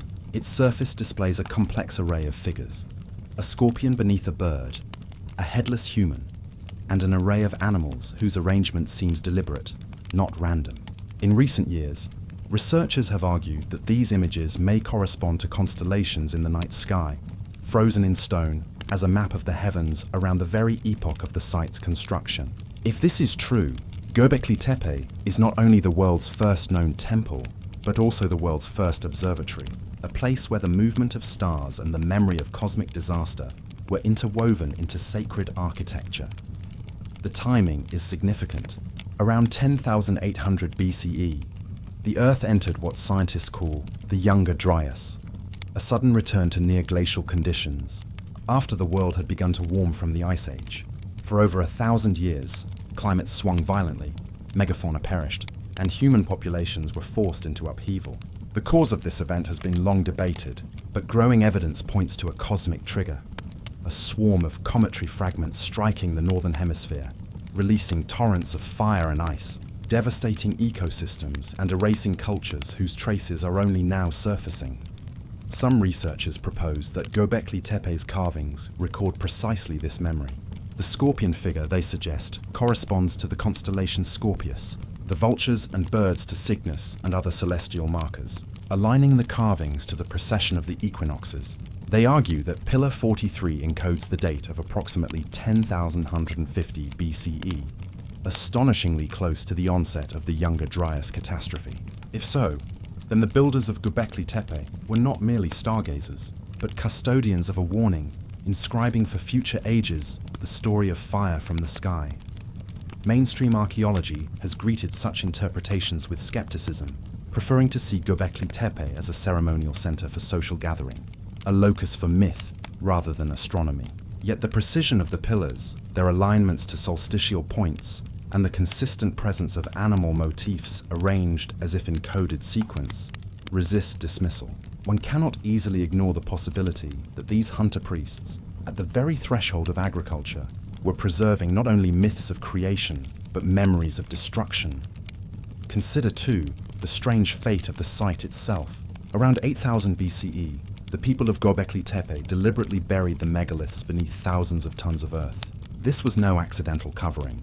It was an intentional act, as if to preserve the stones for another age, or to seal away knowledge not meant to be forgotten, but not meant to be lightly disturbed. Why would a people expend such effort to entomb what they had so carefully raised? Was it an act of reverence or of fear? The burial preserved the site with uncanny perfection. Unlike other ancient structures eroded by wind and rain, Göbekli Tepe remained untouched, waiting for rediscovery in our own time. It is as though the builders intended it as a message across the millennia, a time capsule sealed against oblivion. When unearthed, it whispers not only of ritual and myth, but of catastrophe, of cycles that erase civilizations. If indeed Göbekli Tepe encodes memory of the Younger Dryas, then its builders may have belonged to a culture more complex than we have yet recognized. A culture that survived a global cataclysm and sought to ensure that the story of fire and ice would endure. In this light, the pillars stand not only as temple columns, but as oracles of stone, speaking across forgotten time. Comparative mythology strengthens this impression. Nearly every ancient culture holds memory of a great flood, a fire from the heavens, or a world shattered by celestial forces. From Mesopotamia's Atrahasis epic to Plato's tale of Atlantis, from the flood of Manu in India to the fiery battles in Mesoamerican codices, the memory of cosmic catastrophe reverberates across continents. Göbekli Tepe may represent the oldest physical testimony to this collective remembrance, a carved archive from a pre-flood age. And yet, for all its mystery, the site offers no answers, only questions. Did the pillars truly map the heavens, or are we imposing patterns upon them from our modern gaze? Were the animal carvings constellations or clan symbols, or something beyond our categories altogether? Did the builders witness the sky itself shatter with fire, or did they inherit stories from an even earlier age? The stones remain silent, and yet their silence is profound. It is the silence of deep time, of memory pressed into stone by hands long turned to dust. As evening settles over the Anatolian hills, one can imagine the builders gathered within these circles, firelight flickering across the carvings, the sky above brilliant with stars unclouded by modern light. Here they would have watched the heavens, told stories of the gods, and perhaps remembered, with reverence, and with fear, the night when the sky fell and the world was remade. Göbekli Tepe stands as an oracle, not of words, but of presence. Its stones are the voice of a forgotten culture, speaking not through parchment or script, but through silence and symbol. Whether it is myth, memory, or prophecy, it calls us to listen more deeply, to recognize that our own time, too, rests upon cycles larger than we can see. And so the pillars remain, half buried still, their meaning only partly unveiled. They remind us that history is not a straight line, but a broken circle, where civilizations rise, fall, and are remembered only in fragments. In Göbekli Tepe, those fragments are written not on clay or papyrus, but in the enduring language of stone. What they sought to tell us, we may never fully know. Yet their message lingers across the ages as a whisper from forgotten time, a warning, a memory, or perhaps a prophecy still awaiting its fulfillment. Chapter 16. The Nazca Lines and Messages to the Sky Across. The barren expanse of southern Peru stretches a desert plateau where wind rarely stirs and rain almost never falls. Here, beneath the relentless sun, the earth bears strange scars, vast and deliberate, etched into the surface of the land itself. Straight lines that run for kilometers, geometric shapes of staggering proportion, spirals, trapezoids, and above all, immense figures of animals, a hummingbird, a spider, a monkey, a condor with wings spread wide. These are the Nazca Lines, a mystery so profound that even now, after nearly a century of study, their full meaning remains elusive.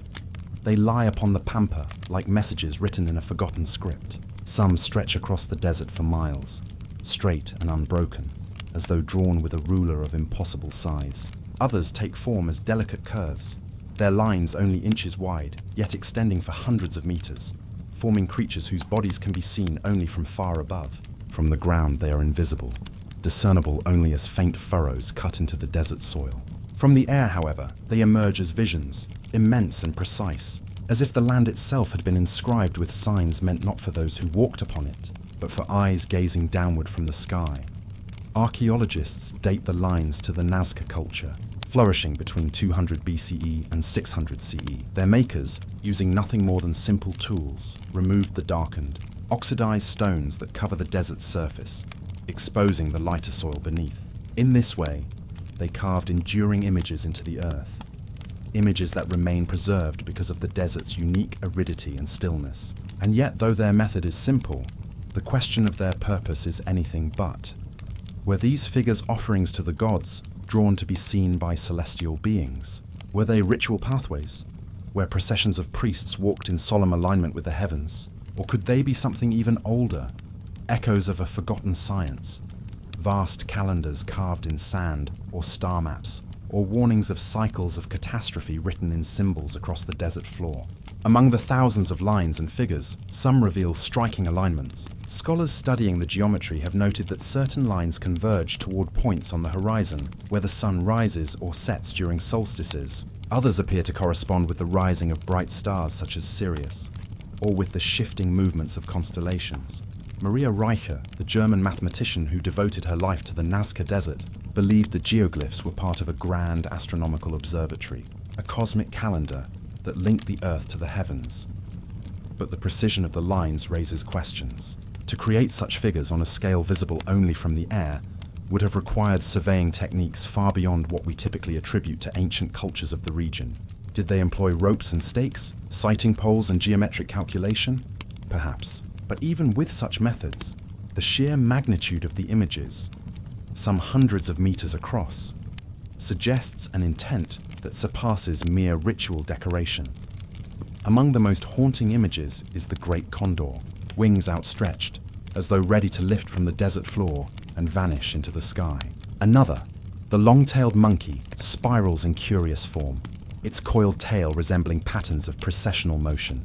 Cycles of the stars traced not in charts, but upon the living earth.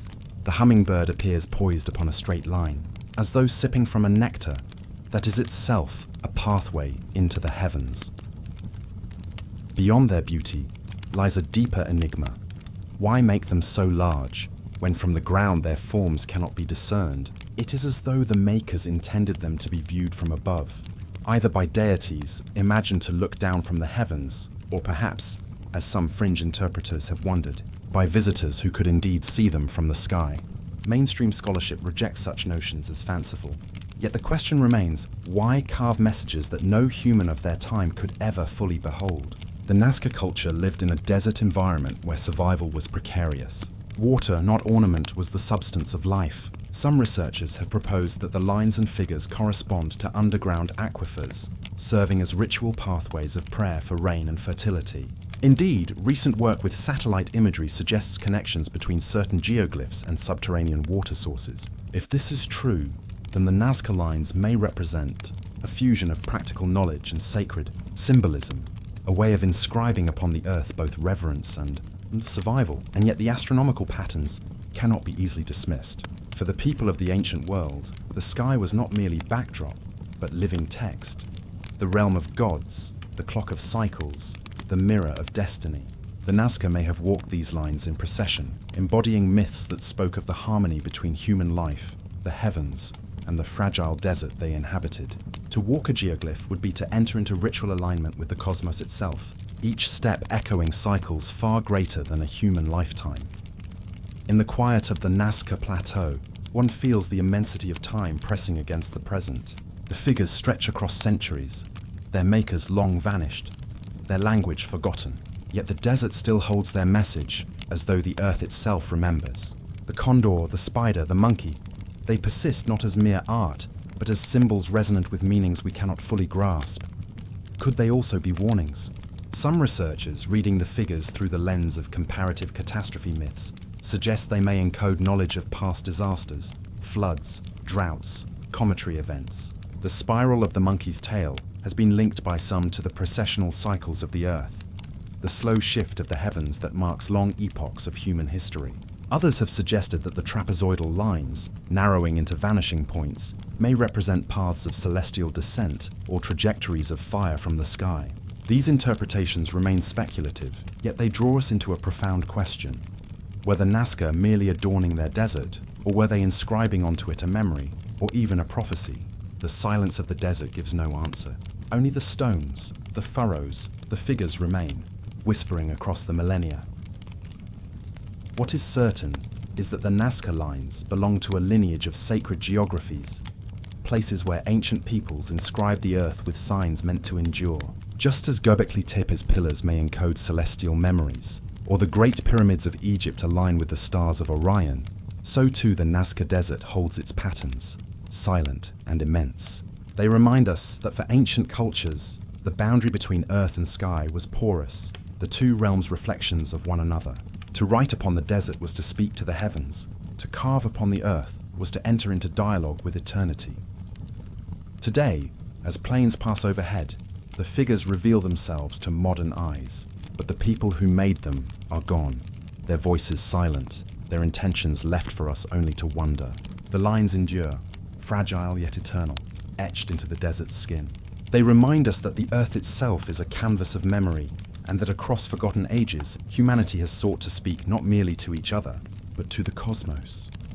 In the stillness of the Nazca Plateau, under skies that still blaze with the same constellations, the lines continue their vigil, whether they are prayers, calendars, warnings, or messages to gods. They remain among the most haunting voices of our forgotten past, vast inscriptions meant not for the fleeting moment, but for the endless gaze of time itself. Chapter 17. Prophecies in Stone, the Hopi Tablets, in the high deserts of the American Southwest, where red mesas rise like islands from an ocean of sand. The Hopi people have kept alive a story older than memory. Their villages, perched atop rocky outcrops, appear to watch the horizon as if waiting for something that has always been promised. Beneath the surface of daily life, the planting of corn, the weaving of blankets, the rhythm of seasonal ceremonies, there lies another rhythm, slower, more enduring. It is the rhythm of worlds that rise and fall, of ages that come to an end, and of new beginnings that follow. The Hopi speak of worlds not as metaphors, but as realities. According to their teachings, humanity has already lived through 3 great worlds before this one, each destroyed when it fell out of balance with the order of creation. The first world was purified by fire, the second was shattered by ice, the third was drowned beneath water. Now we live in the 4th world, but its days are said to be numbered. When the time of reckoning arrives, a transition will unfold, the collapse of one world and the birth of another. This, the Hopi say, will be the coming of the 5th world. Within this framework of prophecy, stories of stone tablets are whispered. These tablets, according to Hopi tradition, were given to their people in ancient times. Inscribed upon them are the sacred instructions for humanity, signs of the cycles, and warnings of what is to come. The tablets are said to be safeguarded by elders, hidden away, revealed only to those who must remember their message. They are not artifacts for museums, but living symbols, part of a covenant between humanity and the forces that sustain the earth. The details surrounding the Hopi stone tablets vary depending on which strand of oral history is told. Some say they were given by Masor, the caretaker of this world, who guided the Hopi after the destruction of the 3rd world and led them to their present homeland. Others say the tablets bear markings that no one alive today can fully interpret, but which contain instructions meant for the time of transition. In one account, a missing portion of a tablet, a fragment taken away by outsiders, must one day be returned before the fifth world can begin in balance. It is not only the tablets themselves, but the teachings associated with them that capture the imagination. The Hopi describe signs of the fourth world's unraveling, a time when the land is scarred, when rivers run dry, when the air grows heavy with smoke, and when human beings forget the sacred path of balance. They speak of great upheavals, of earth trembling, of the sky darkening, of a gourd of ashes falling to the earth, a phrase some have interpreted as a memory of ancient cataclysms, or even as a prescient vision of modern weapons of fire. What is remarkable is how these prophecies resonate with patterns found across the ancient world. The Sumerians, in their cuneiform tablets, told of cycles of destruction by flood. The Mayan calendar described suns or ages, each ending in fire, water, or darkness. Hindu cosmology speaks of the Yugas, vast ages in which humanity rises, falls, and must begin anew. The Hopi, far removed across continents and oceans, carry within their teachings a mirror of this same rhythm. That human history is not a straight line, but a great circle of worlds, born, destroyed, and reborn again. Archaeologists have often hesitated to enter these realms of tradition, preferring to examine the pottery, the kivas, the cliff dwellings left behind by ancestors. Yet the Hopi remind us that the most enduring monuments are not always stone structures, but stories themselves. Their villages are among the oldest continuously inhabited settlements in North America, their ceremonies maintained through centuries of change. In the quiet of their mesas, one feels the weight of a continuity that stretches back to the ancient peoples of Chaco Canyon and beyond. The stone tablets remain veiled in secrecy, yet their symbolism reaches outward. In Hopi lore, the tablets affirm the covenant between humanity and the spirit world. To live in harmony with corn, with sun, with water, is to uphold the promise of the fourth world. To turn away from that harmony is to invite its dissolution. The tablets, whether literal or symbolic, embody this balance, a reminder etched in permanence, that the earth itself records the deeds of humankind. There are those who say the Hopi prophecy speaks of the return of the blue star Kachina, a celestial being whose appearance in the sky will mark the end of the fourth world. Some identify this with a comet, a star, or a planetary body yet unseen.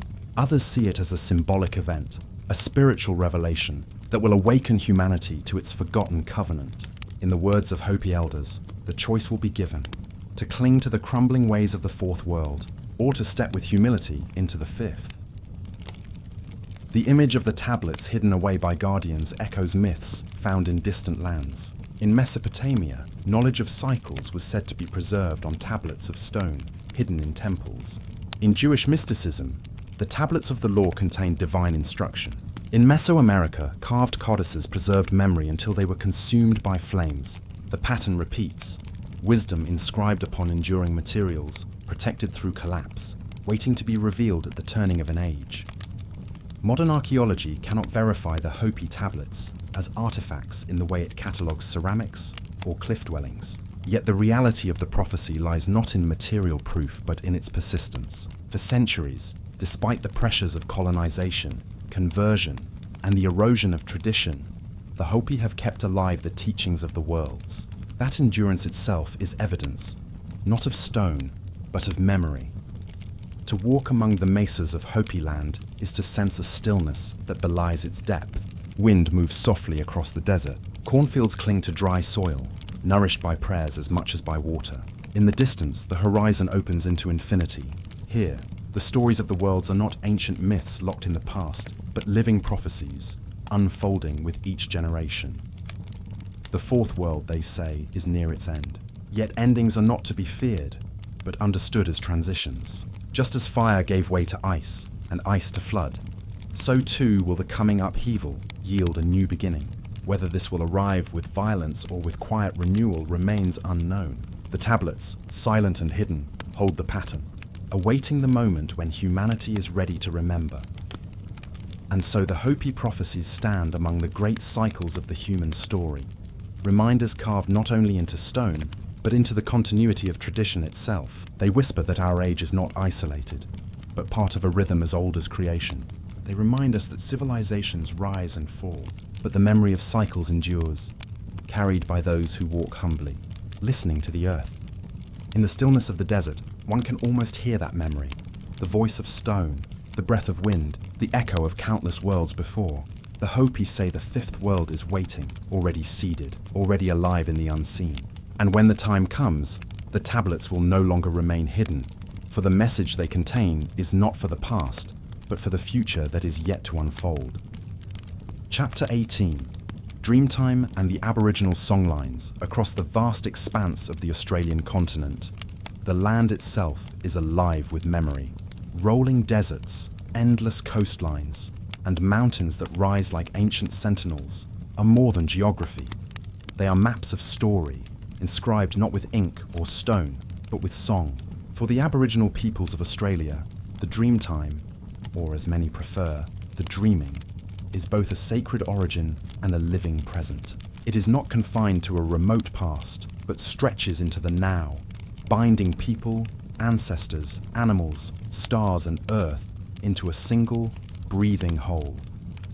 At the heart of the dreaming lie the song lines. These are pathways of melody and story that crisscross the land, invisible to the eye, but enduring as threads of connection. Each songline tells of ancestral beings who journeyed across the continent, shaping rivers, mountains, and plains, leaving behind instructions for how to walk the land, where to find water, how to navigate, and how to live in harmony. To follow a songline is to walk in the footsteps of creation itself. Yet beneath their poetic beauty, the songlines hold more than spiritual resonance. Many contain encoded knowledge, practical, geographical, and even astronomical. In desert regions, the verses describe where hidden waterholes can be found after weeks of dryness. Along the coasts, they recount the rising of tides, the patterns of fish, and the migrations of birds. In the night sky, constellations are woven into the songs. The dark shape of the emu traced not by stars, but by the shadows between them, or the rainbow serpent mirrored in the Milky Way. These are not mere stories, but libraries of survival, passed on with precision for tens of thousands of years. Among these teachings are whispers of cataclysms long past. Some Dreamtime stories describe a time when the sea rose and swallowed vast stretches of land. One tradition from the coast of Queensland speaks of a great flood that covered hills and forests, forcing ancestors to retreat inland. Another, from Tasmania, recalls a time when fire rained from the sky and reshaped the land. Along the western coast, stories tell of stars falling, of the earth shaking, of the sun turning dark. These tales, though preserved in mythic language, echo geological and astronomical events, ancient sea level rises, meteor impacts, volcanic activity, events that left scars in both landscape and memory. For archaeologists and geologists, such stories have become more than symbolic. Studies have shown that Aboriginal oral traditions contain accurate memories of sea level changes that occurred more than 7,000 years ago, when the end of the last ice age caused oceans to rise and redraw the map of the world. In some accounts, landmarks now submerged beneath the sea are described in detail, even though they disappeared millennia before written history began elsewhere. These stories, carried in songlines, may represent the oldest continuous record of human experience on Earth. The dreaming also holds prophecies, though they are rarely framed as predictions in the Western sense. Instead, they are warnings, reminders of what happens when balance is broken. The rainbow serpent, one of the central figures of many traditions, is both creator and destroyer. When honored, it brings fertility, rain, and renewal.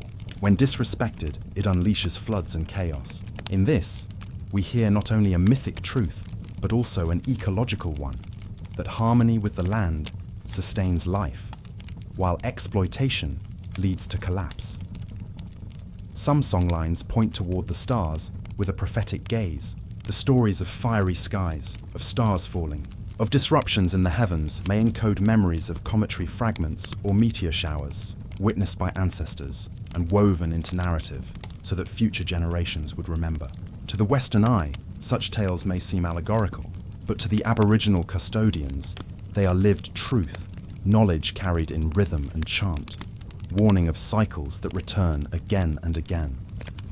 The continuity of these traditions is staggering. In Europe, oral histories of the Ice Age were lost in the erosion of time. In Mesopotamia, floods and fire became distant myths carved into clay tablets. In Australia, however, the line of memory was never broken. For over 60,000 years, Aboriginal peoples have lived on this continent, adapting, remembering, and retelling. Songlines became the archive, and the dreaming the eternal framework within which memory survives. Scholars have sometimes struggled to grasp the nature of the dream time, for it does not divide past and present, myth and reality, in the way Western traditions do. The dreaming is always present. The ancestral journeys continue as one walks the land, sings the songs, and observes the stars. To step into a songline is not to recall a distant past, but to enter into an ever-living story. It is this quality that allows both history and prophecy to dwell together, inseparable. One may imagine the elders singing beneath the southern sky, their voices carrying across the firelit desert. Each word, each melody, anchors the people to place, ensuring the chain of memory remains unbroken. A child learns where to find water, but also learns of the floods that once consumed the world.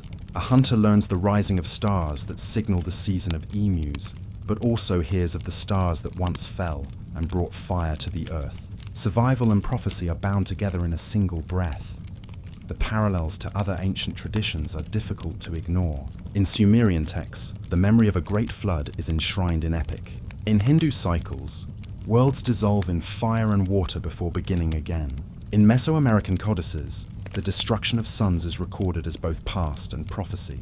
Across oceans and continents, echoes resound. Humanity remembers cycles of collapse, encoded in myth, preserved against forgetting. The Aboriginal songlines stand as one of the purest and most enduring forms of this preservation. Even now, the dreaming carries relevance. In an age of ecological crisis, when waters rise once more and skies burn with unfamiliar heat, the warnings of the rainbow serpent seem less distant. The balance spoken of in ancient chants resonates with urgency. To live without respect for the land is to invite its collapse, a truth that transcends time, geography, and culture. And yet, the Dreamtime is not only a tale of endings, it is also a story of resilience, of renewal. Just as the land itself regenerates after fire, so too do the songlines remind us that cycles carry within them the seeds of rebirth. The fifth world of the Hopi, the Yugas of India, the returning sons of Mesoamerica. All these cycles echo the same truth found in Australia's dreaming, that destruction is never final, and that creation is an eternal rhythm. In the silence of the desert night, beneath constellations that have guided human eyes for tens of thousands of years, one may sense the depth of this continuity. The Dreamtime stretches like the Milky Way across the sky, vast, unbroken, filled with hidden patterns. The songlines are the pathways through this cosmic tapestry, connecting earth to sky, past to future, memory to prophecy. To walk such a path is to enter a different sense of time, one in which the voices of the ancestors are not behind us, but all around. The stories of floods and fiery skies are not warnings of a distant apocalypse, but reminders of cycles already lived, and cycles yet to come. The Dreamtime whispers that we are part of something far larger than ourselves, something woven into the very fabric of the land and stars. And so the songs continue, unbroken, their verses carrying survival, memory, and prophecy through generations. They are more than creation myths. They are maps of time itself, reminders that the earth remembers, and that to listen is to live within the rhythm of worlds. Chapter 19. Stonehenge and the Stars of Judgment. On the windswept plains of southern England, where the land rises gently and the horizon stretches in every direction, stands a monument that has defied explanation for thousands of years. Stonehenge, a circle of colossal megaliths weathered by time and scarred by centuries of silence, has long been a riddle carved in stone. To approach it is to feel the weight of untold generations pressing through the soil, whispering from the cold surfaces of the stones themselves. It is not merely the size of the monument that astonishes, but its precision. Each stone was chosen, quarried, and transported across vast distances, some from as far as the Preseli Hills of Wales, nearly 150 miles away. They were dragged, floated, and lifted into place without metal tools, without the wheel, without beasts of burden. Yet the builders achieved something beyond brute strength. They achieved a geometry of astonishing subtlety, one that connected earth and sky in a dialogue of light and shadow.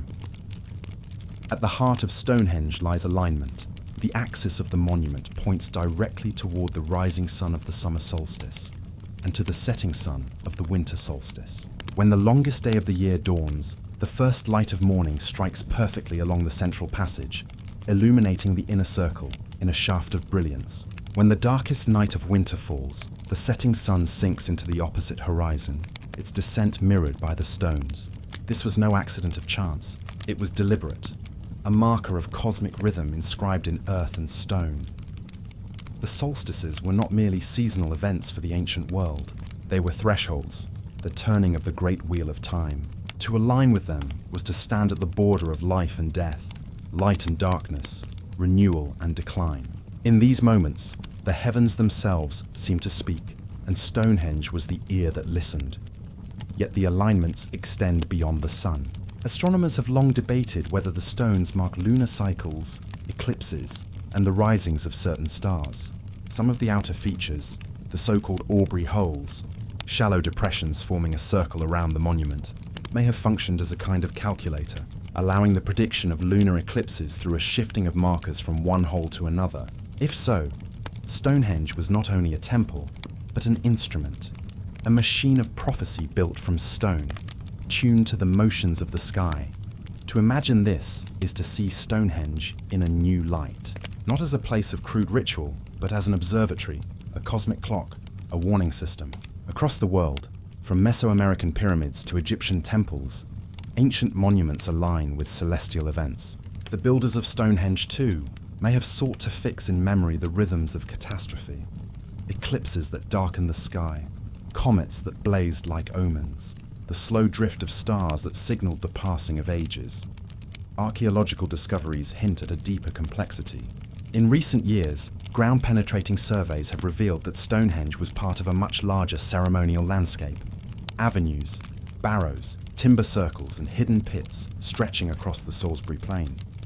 This was no isolated monument. It was a node in a vast network, designed to focus human attention on cycles of time larger than a single lifetime.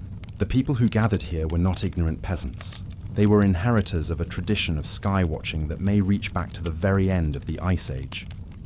And yet, in the story told for centuries, Stonehenge has often been diminished. It was said to be the work of primitive farmers, bumbling with giant stones, fumbling with simple calendars. The idea that they could predict eclipses, track lunar standstills, or encode warnings of celestial catastrophe has long been dismissed as fantasy. But why? Why should the intelligence of the deep past be belittled? Why should the possibility of a lost astronomical science be so firmly resisted? Perhaps because the implications are unsettling. If Stonehenge truly functioned as an instrument of prophecy, then it suggests its builders were not merely concerned with planting and harvest. They were guardians of memory, custodians of knowledge about cycles of destruction that return like the seasons of the heavens. In this view, the monument is not just a calendar, but a warning etched in stone that what has come before will come again. The evidence is subtle, but it lingers. The alignment of Stonehenge with the lunar standstill, a rare event in which the moon reaches its maximum extremes in the sky every 18.6 years, hints at an attention to cycles far beyond the yearly round. The possible use of its features to forecast eclipses points to a fear of darkness consuming the sun. The placement of certain stones in relation to the constellation Orion and the bright star Sirius connects it with patterns of the stars that carry mythic weight across cultures. In Mesopotamia, eclipses were seen as omens of kings' deaths. In Mesoamerica, they marked the end of suns. In Egypt, the rising of Sirius heralded the flooding of the Nile, the renewal of life itself. What if Stonehenge too was a book of the sky? Not written in ink, but in alignments of stone, carrying warnings across generations about the cycles that rule both heaven and earth. The question deepens when we consider timing. Stonehenge was first constructed around 3000 BCE and reworked over centuries until around 1600 BCE. These millennia saw great shifts. The rise of the first cities in Mesopotamia, the building of pyramids in Egypt, the unfolding of the Indus Valley civilization. Across the world, cultures were awakening to the long rhythm of the stars. Was Stonehenge part of this broader flowering, a local expression of a universal impulse, to fix in stone the knowledge that the heavens hold both order and destruction? If so, what catastrophe did its builders fear? The answer may be lost, or perhaps only hidden in fragments of myth. In Celtic tradition, the sun's decline is tied to the death of heroes. In northern lore, the twilight of the gods is heralded by wolves swallowing the sun and moon. Perhaps Stonehenge too was built in response to a memory of skies darkened by dust, of comets shattering in the heavens, of winters that dragged on too long. Such memories could have been passed down from the close of the Ice Age, when the younger Dryas brought sudden cold and upheaval to the earth. Whatever the truth, the stones remain. Their silence is deliberate. They do not explain. They simply stand, holding the sky in place, awaiting the gaze of those who still look upward. In their weathered surfaces, the shadows of solstice sunrises still fall, as they have for thousands of years. In their geometry, the patterns of the heavens are still preserved. The monument endures not as an answer, but as a question, one written in an alphabet of light and shadow, meant for those willing to listen. And so, as night descends on the Salisbury Plain, and the stars emerge one by one above the horizon, Stonehenge becomes again what it always was, a bridge between worlds. The stones catch the moonlight, pale and solemn, like ancient priests standing in council. The wind stirs the grasses, carrying with it the murmurs of countless generations who once gathered here. And above, the sky turns, eternal, vast, filled with rhythms that no empire, no kingdom, no age can escape. Stonehenge whispers to us still. That time is cyclical, that the heavens hold memory. That judgment, in the language of the stars, is not an end, but a return. Chapter 20. The Oracle of the Skies, Ancient Astronomy. As prophecy long before parchment and ink, before libraries rose in marble halls, the first pages of prophecy were written upon the sky. Each dawn unveiled a shifting text across the heavens, stars drifting in patient arcs, the sun and moon tracing eternal patterns, the sudden blaze of comets tearing across the firmament. For ancient peoples, this celestial manuscript was not silent. It spoke in whispers of light and shadow, of harvests and wars, of kings who would rise and fall, and of ages that would end in fire or flood. Across cultures and continents, the marriage of astronomy and prophecy was inseparable. To watch the heavens was not idle curiosity. It was survival, a communion with forces vast and inscrutable. To ignore the sky was to risk famine, misfortune, or divine wrath. The stars were both teachers and judges, their movements encoded with warnings of cycles far beyond human lifetimes. In Mesopotamia, perhaps the earliest astronomer priests stood upon the high platforms of ziggurats, scanning the horizon. Clay tablets from Babylon, inscribed with wedge-shaped cuneiform, preserved their observations. The rising of Venus, the intervals of eclipses, the appearance of unfamiliar stars. These were not abstract records. They were omens, consulted by kings before battles, invoked before harvests. A blood-red eclipse could signify rebellion. A comet might foretell invasion from the north. Even the shifting of planets into rare conjunctions was interpreted as the will of the gods, written in fire upon the heavens. The Babylonian scholars were meticulous. They compiled series of celestial omens into great compendia, such as the Enuma Anu Enlil, a vast collection of tablets detailing thousands of heavenly signs and their earthly consequences. If the moon is eclipsed on the 14th day, one passage declares, a king will die. To modern eyes, such links may appear arbitrary, but to those who lived beneath ancient skies, the correspondence between heaven and earth was unquestionable.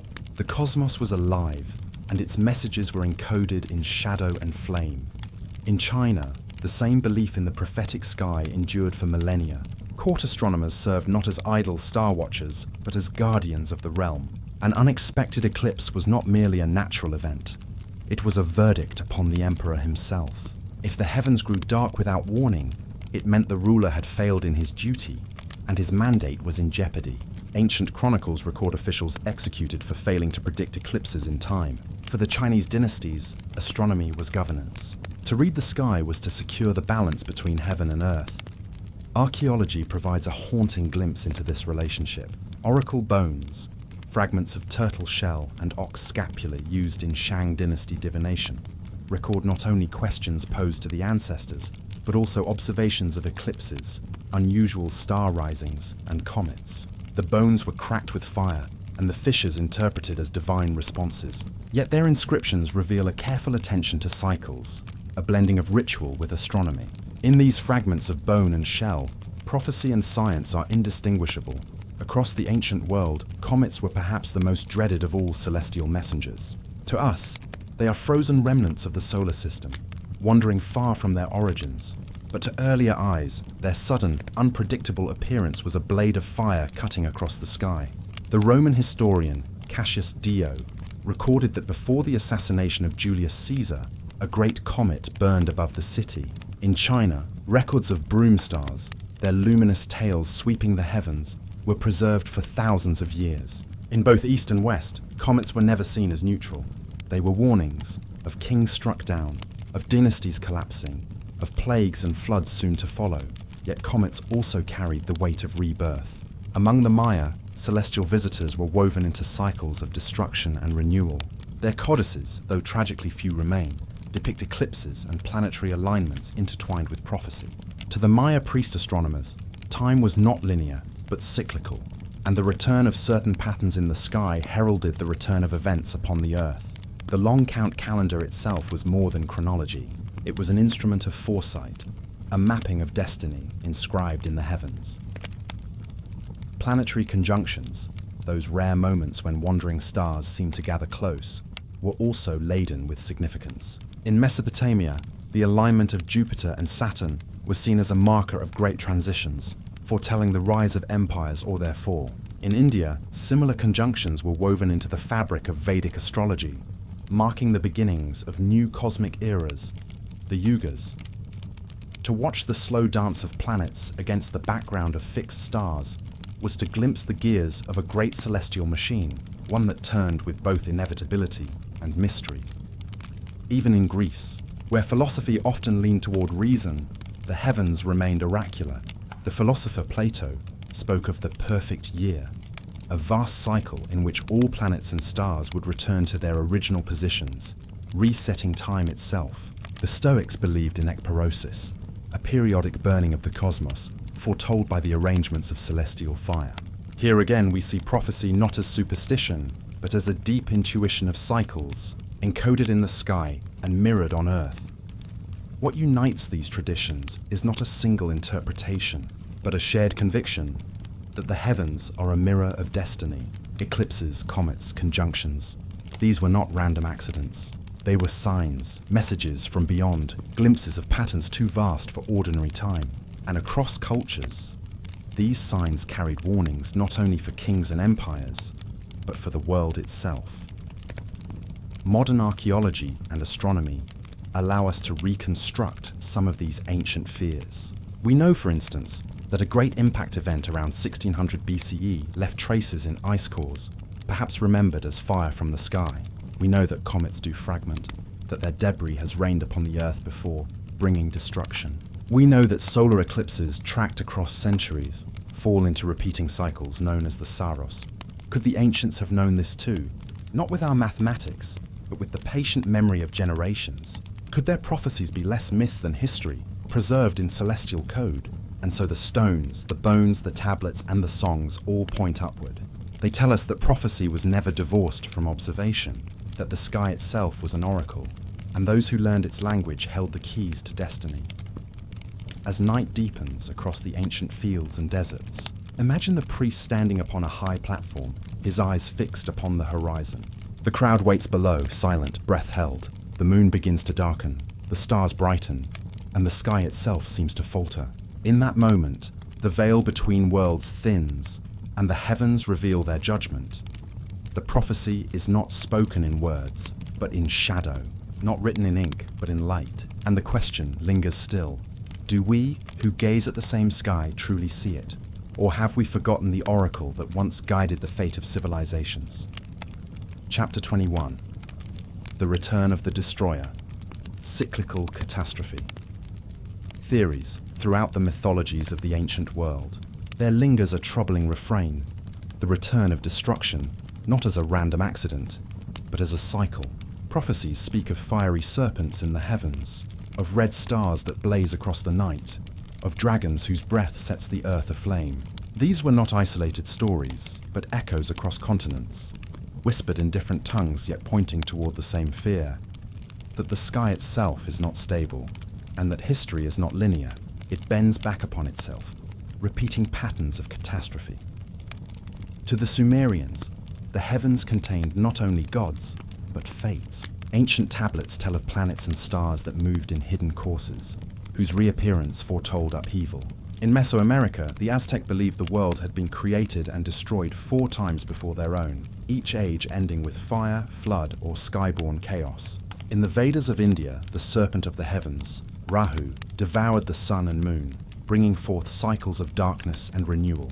To the Norse, the end would come when the Midgard serpent stirred in the oceans, rising to poison the sky. And among the Hopi of North America, prophecies spoke of a star that would return, marking the close of one world and the beginning of another. Modern researchers, stepping carefully between myth and science, have begun to ask whether these stories conceal a memory of cosmic events, not fantasy, but survival testimony. For when we search the geological record, we find traces of cataclysms that scarred the planet and imprinted themselves upon human memory. The Younger Dryas stands as perhaps the most dramatic of these episodes. Around 12,800 years ago, the Earth was warming, glaciers retreating, seas rising, a gentle thaw after the long ice age. But suddenly, almost overnight in geological terms, the climate reversed. Temperatures plummeted, glaciers advanced once more, and megafauna that had roamed the continents for millennia vanished into extinction. For centuries, scientists puzzled over this sudden chill. Volcanic eruptions, shifting ocean currents, even random fluctuations were proposed. Yet in recent decades, a new and more haunting theory has emerged, that fragments of a disintegrating comet struck the northern hemisphere, igniting massive wildfires, darkening the skies, and plunging the world back into ice. Black mats of carbon-rich soil, dated precisely to this time, stretch across North America and Europe. Nanodiamonds, formed under immense heat and pressure, have been found within them, alongside tiny spherules of melted rock, all pointing toward a high-energy impact. To some, this evidence is not merely geological, but prophetic. Could the myths of fiery serpents, blazing stars, and skyborne dragons be ancestral memories of this moment, passed down through story and ritual?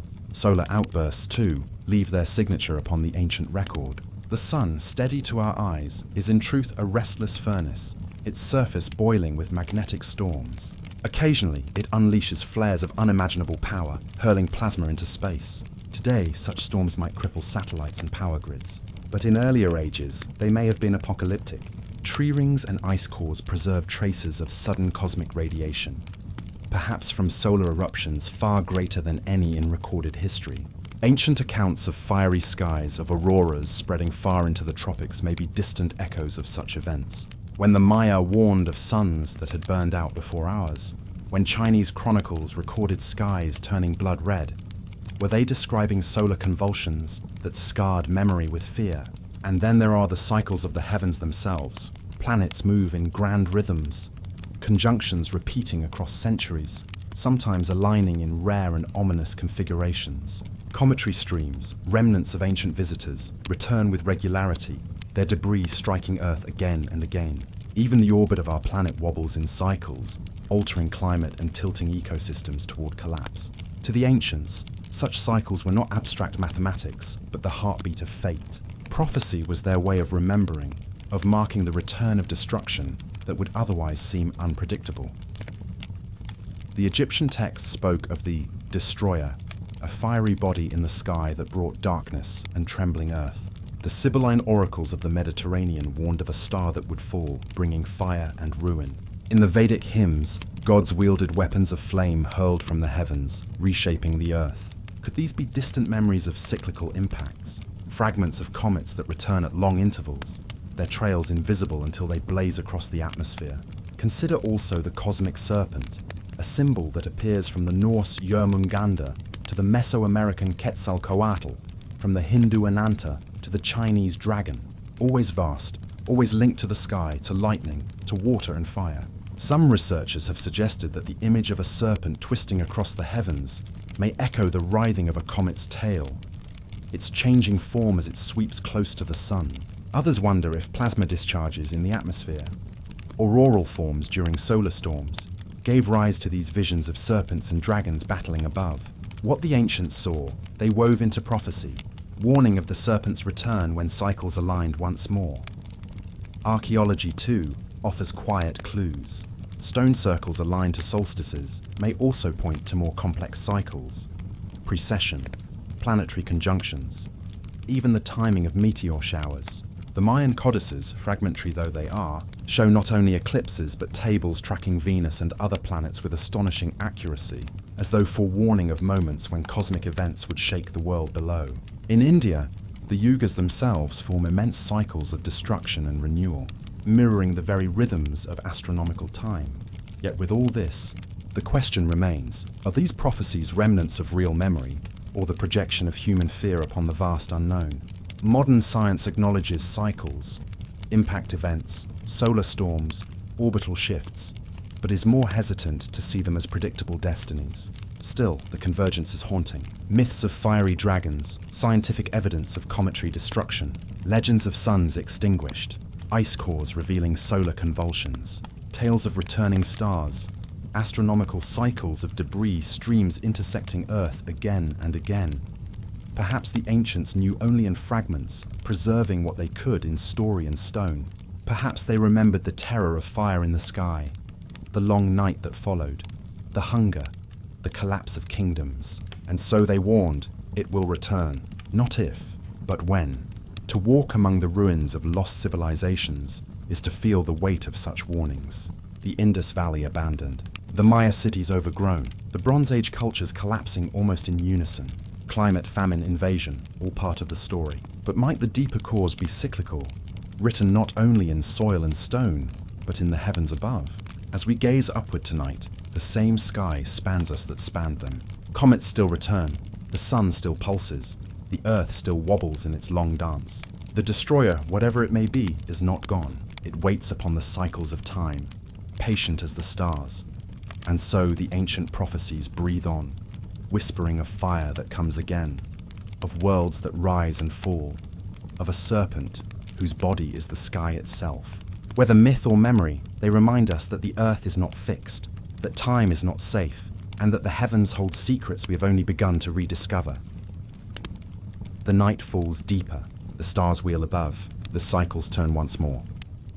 Chapter 22. Suppressed Prophets and Lost Manuscripts. There is a silence in history that is louder than words. A silence made not by accident, but by fire, by decree, by the slow grind of censorship. What has been lost is not merely poetry or myth, but warnings, voices that once sought to preserve memory, to protect humanity from repeating the same descent into destruction. To walk through the ruins of history is to walk among absences, to feel the empty spaces where scrolls, tablets, and prophecies once lived. It is as if entire civilizations spoke, and then their voices were deliberately muted. The most haunting example is the Library of Alexandria. Founded in the 3rd century BCE, it was said to hold hundreds of thousands of scrolls, collected from the corners of the known world. Ships docking in the harbor were searched, their texts copied and added to the collection. Within those shelves may have rested prophecies from Mesopotamia, astronomical records from Babylon, ancient hymns from Egypt, and perhaps even the earliest cycles of catastrophe remembered by forgotten peoples. The library did not perish in a single moment, but in a series of tragedies: fire during Julius Caesar's campaign, neglect under later rulers, and destruction under decree. What burned was not just parchment, but memory itself. What warnings were lost? We cannot know, but the silence left behind is vast. The pattern repeats across continents. In the 16th century, when Spanish conquerors entered Mesoamerica, they found among the Maya a tradition of writing that had endured for centuries. Painted codices recorded rituals, astronomy, history, and prophecy. These were not crude pictures, but complex glyphs woven into folding books of bark paper. The Maya priests guarded them as sacred records of the cycles of time, yet within a generation almost all were gone. Bishop Diego de Landa, convinced they were lies of the devil, ordered them burned in great pyres. Of the hundreds that once existed, only 4 survive today. Within those few remnants, we find calendars that stretch for thousands of years, predictions of eclipses, and cycles of Venus tied to omens of destruction. If so much remains in 4 books, how much was lost when the rest were turned to ash? Across the Mediterranean world, prophecy too was once written, then suppressed. The Sibylline books, said to be composed by prophetesses inspired by the gods, were held in Rome for centuries. Consulted in times of crisis, they contained verses of warning, riddling prophecies that guided emperors and senators. But they were not preserved. Some were deliberately destroyed by fire, others hidden or rewritten to suit the needs of power. Later, Christian authorities, uncomfortable with their pagan visions, further obscured or erased them. The fragments we possess still speak of fiery stars, of upheavals and floods, of kingdoms rising and falling under celestial signs. But what remains is like shards of a shattered vessel, impossible to reconstruct in full. The suppression of prophecy was not always through fire. Sometimes it was through exclusion, the slow erasure of what was deemed inconvenient. The Book of Enoch, once revered among early Jewish and Christian communities, spoke of watchers who descended from the heavens, of forbidden knowledge, and of judgment by fire and flood. For centuries it circulated widely, but by the time the biblical canon was fixed in the West, Enoch was gone, excluded, its visions labeled unorthodox. In Ethiopia, however, the text endured, preserved in the Ge'ez language when elsewhere it vanished. When it resurfaced in Europe in the 18th century, scholars were stunned by its content: cosmic visions, cycles of destruction, prophecies that echoed across cultures. Why had it been silenced? Was it simply theological discomfort? Or did it preserve a memory too dangerous for empire? Other texts have surfaced in fragments, as though the earth itself conspired to keep them hidden until the right time. In 1945, near Nag Hammadi in Egypt, a cache of papyrus codices was unearthed. These were Gnostic writings, Gospels and Revelations excluded from the Christian canon. Within them were teachings that spoke of hidden knowledge, of cosmic cycles, of the corruption of power. Many warned of rulers who would conceal truth to maintain control. Their survival was an accident of burial. Had they been discovered in antiquity, they too would have been burned. The Dead Sea Scrolls, discovered only 2 years later, revealed yet another layer. Hidden in caves near Qumran, they preserved apocalyptic texts, visions of war between light and darkness, and prophecies of cosmic upheaval. Among them were fragments that spoke of heavenly signs, of stars that portended doom, of cycles leading to divine judgment. Again, what survives is fragmentary, a glimpse into what was almost lost entirely. The pattern is unsettling. Wherever prophecy threatens the structures of power, it is silenced. In Alexandria, scrolls were consumed by fire. In the Yucatan, codices were consigned to flames. In Rome, verses were hidden, altered, or destroyed. In the councils of the early church, entire books were excluded, pushed into obscurity. Again and again, the prophetic record is not preserved but suppressed.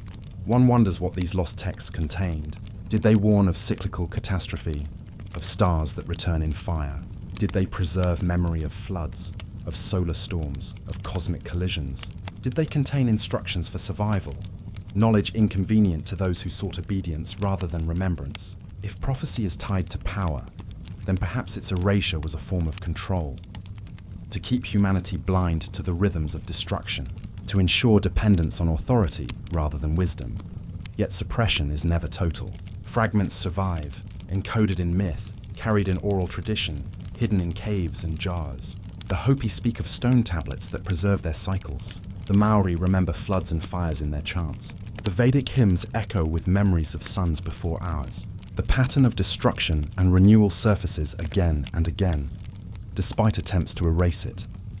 Archaeology, too, preserves whispers. A broken tablet from Mesopotamia describing a star that blazed like fire. A fragment of papyrus in Egypt warning of the Nile turning to blood. Petroglyphs in the American Southwest depicting serpents in the sky. These are not intact prophecies, but traces. The faint fingerprints of a record once vast.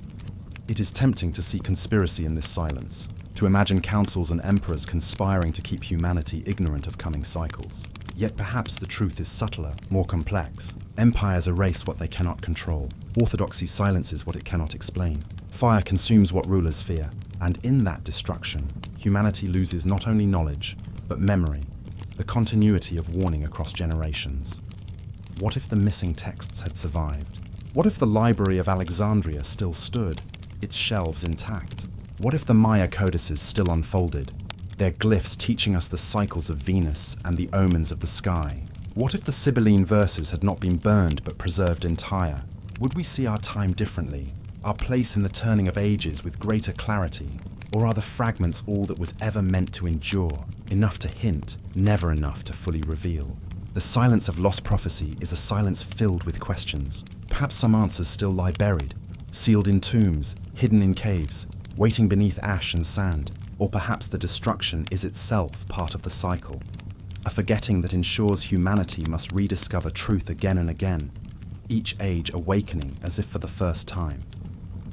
For now, we walk among fragments, the charred remains of codices, the shards of scrolls, the whispers of gospels that never entered the canon. They are pieces of a broken mirror, reflecting only part of the image, and yet in those pieces, something glimmers.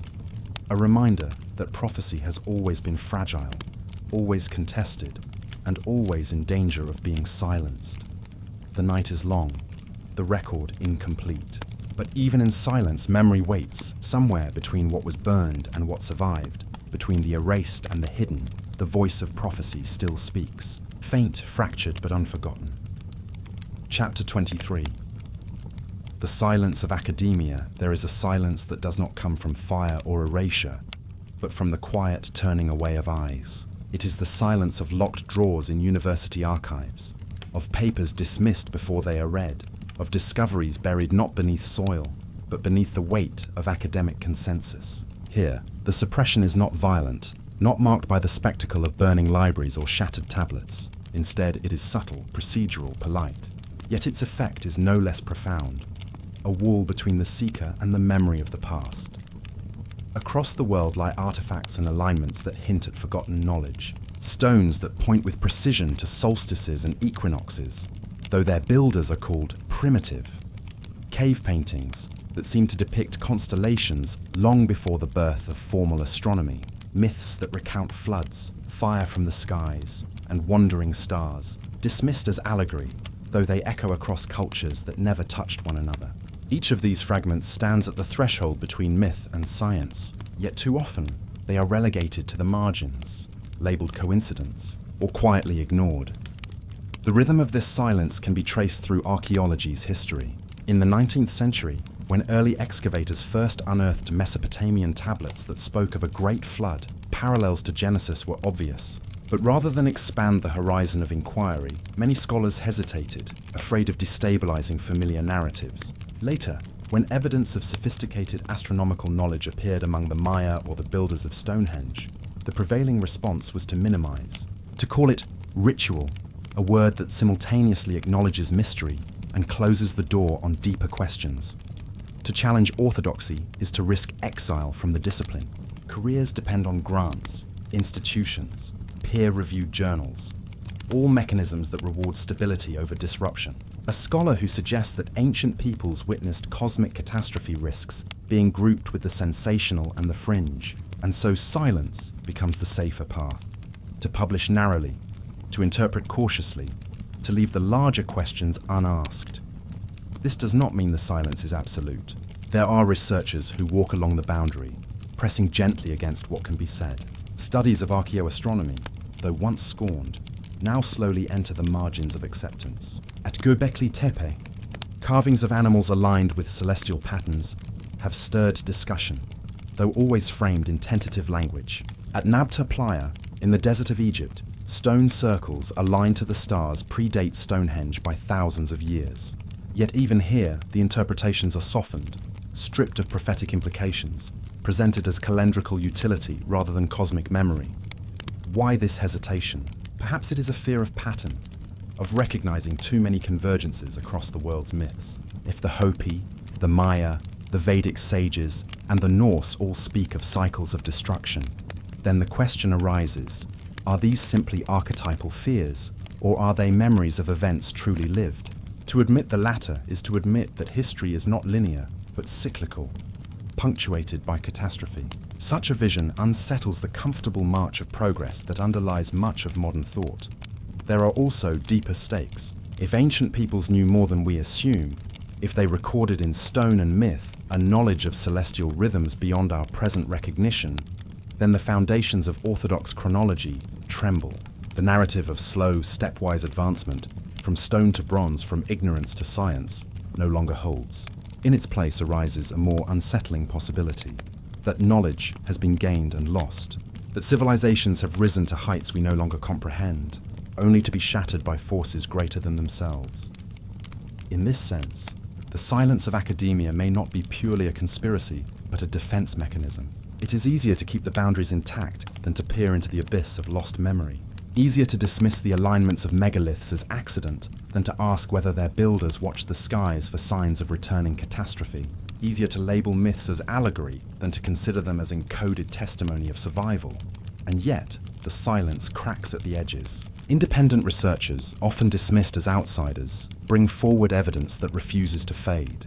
The Younger Dryas impact hypothesis, once fringe, now stands at the center of debate. Its traces found in black mats of charred earth across continents. The alignments of pyramids to Orion's belt, though controversial, remain difficult to explain away. Even in orthodox journals, hints emerge. Studies of solar outbursts in tree rings, of sudden climatic collapses, of unexplained anomalies in ancient calendars. The data accumulates, even when interpretation lags behind.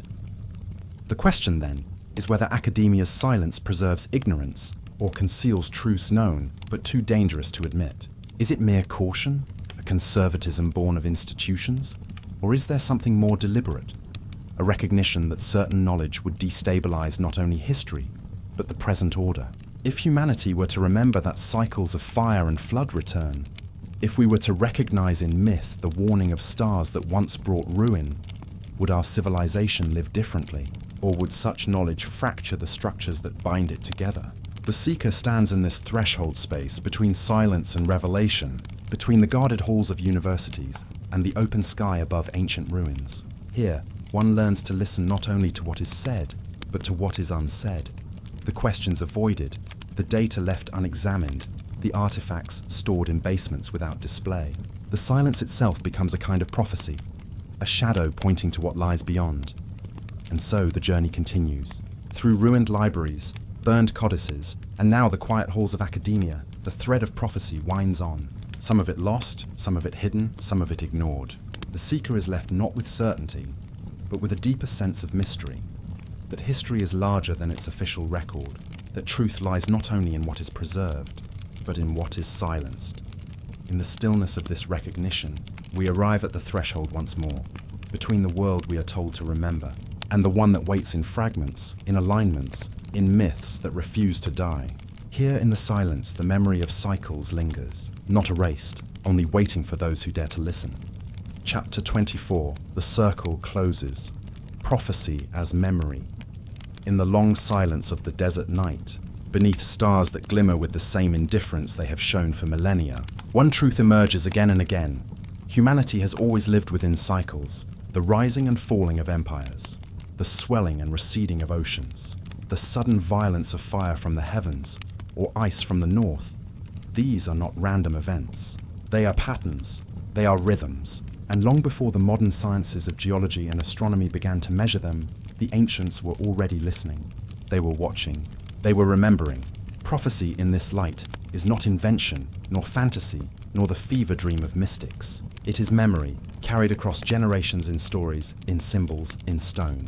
The words of prophets, the visions of seers, the alignments of megaliths, the calendars inscribed in bone and clay, all are fragments of the same inheritance. Warnings written not in linear scripts, but in cycles of recurrence, meant to outlast the fragile life of a single people, a single age.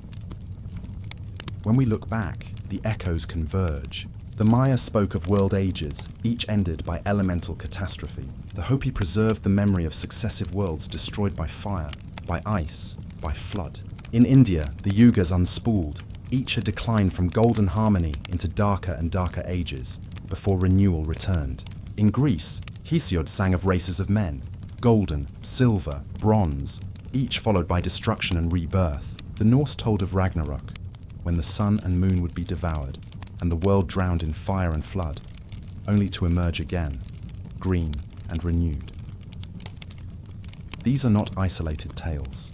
They are a chorus, and in their resonance, something more profound becomes audible.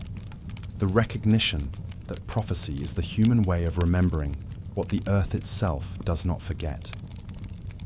The stones still bear witness. At Göbekli Tepe, 12,000-year-old pillars are carved with animals that map to constellations, perhaps marking a celestial event that ended an age.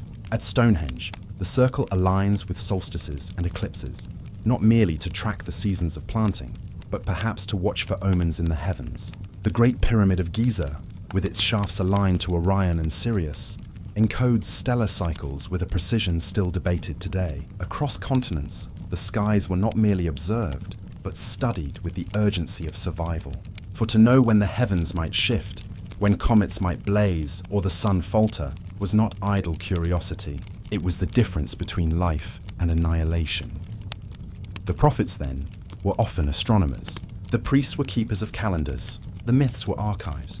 And the warnings they left, of floods, of fire, of the return of the destroyer, were not fantasies, but ancestral memory cast forward into the unknown future.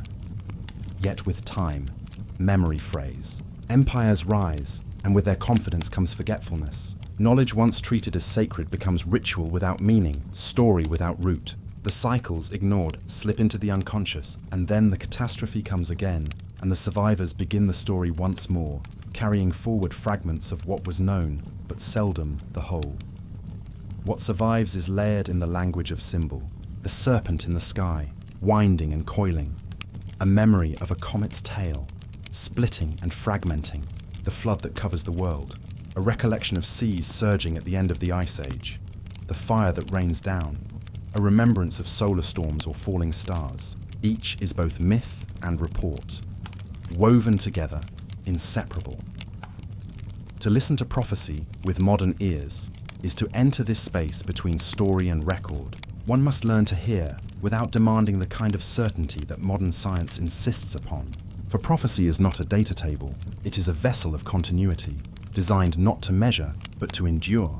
It does not offer the comfort of precision, but the deeper gift of pattern, the assurance that what has happened before will happen again, and that survival depends on remembering. What then is asked of us who inherit these fragments? Not fear, for fear blinds, not dismissal, for dismissal severs us from our ancestors. What is asked is reverence, a listening so deep that we allow the voices of the past to re-enter our present, to hear the Mayan priest, the Hopi elder, the Vedic sage, the Norse skald, not as inventors of fantasy, but as witnesses across time, to hear them whisper that our age, too, is not immune. The circle closes, not in finality, but in recognition, for in every prophecy lies the same truth, that the world turns, that what has been will be again, that endings are only preludes. Humanity is not the first to stand on the edge of a precipice, watching skies that once seemed eternal begin to shift, nor will it be the last. Perhaps this is why the ancients built in stone, not to worship gods in abstraction, but to preserve memory against fire, against flood, against the fragile failing of words. Perhaps this is why myths repeat across oceans and deserts, not because imagination is unbounded, but because memory is persistent, finding new tongues when old ones fall silent. And perhaps, too, this is why silence so often surrounds prophecy in the modern world. For to truly hear it is to recognize that our civilization is not exempt, not safeguarded by technology or reason. To hear prophecy as memory is to know that we too stand within cycles larger than ourselves. Yet there is hope in this recognition, for if prophecy is memory, then it is also instruction.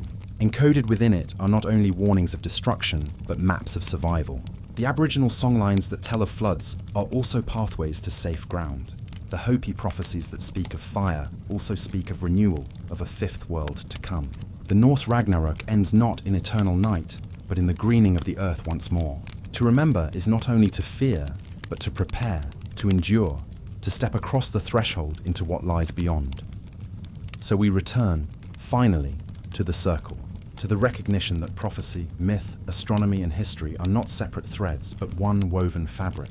That beneath the layers of ritual, story, and silence lies a single human endeavor to carry memory forward through time, to speak to those not yet born, to warn them, to guide them, to whisper across the ages that the cycles will turn again. And now, in the quiet of this final chapter, the voices of the ancients draw close. They do not shout, they do not threaten. They whisper, as if in the rustle of leaves, the hush of waves, the stillness between stars. They whisper that survival depends not on conquest, but on remembrance. That wisdom lies not in the denial of cycles, but in living within them. That prophecy is not prediction, but memory carried like a flame through the dark, handed down so that it may light the path once more. The circle closes, yet in closing it opens again, as all circles do. Not an end, but a return. Not fear, but reverence. A remembering of what has been forgotten, and with it, the quiet strength to face what is to come.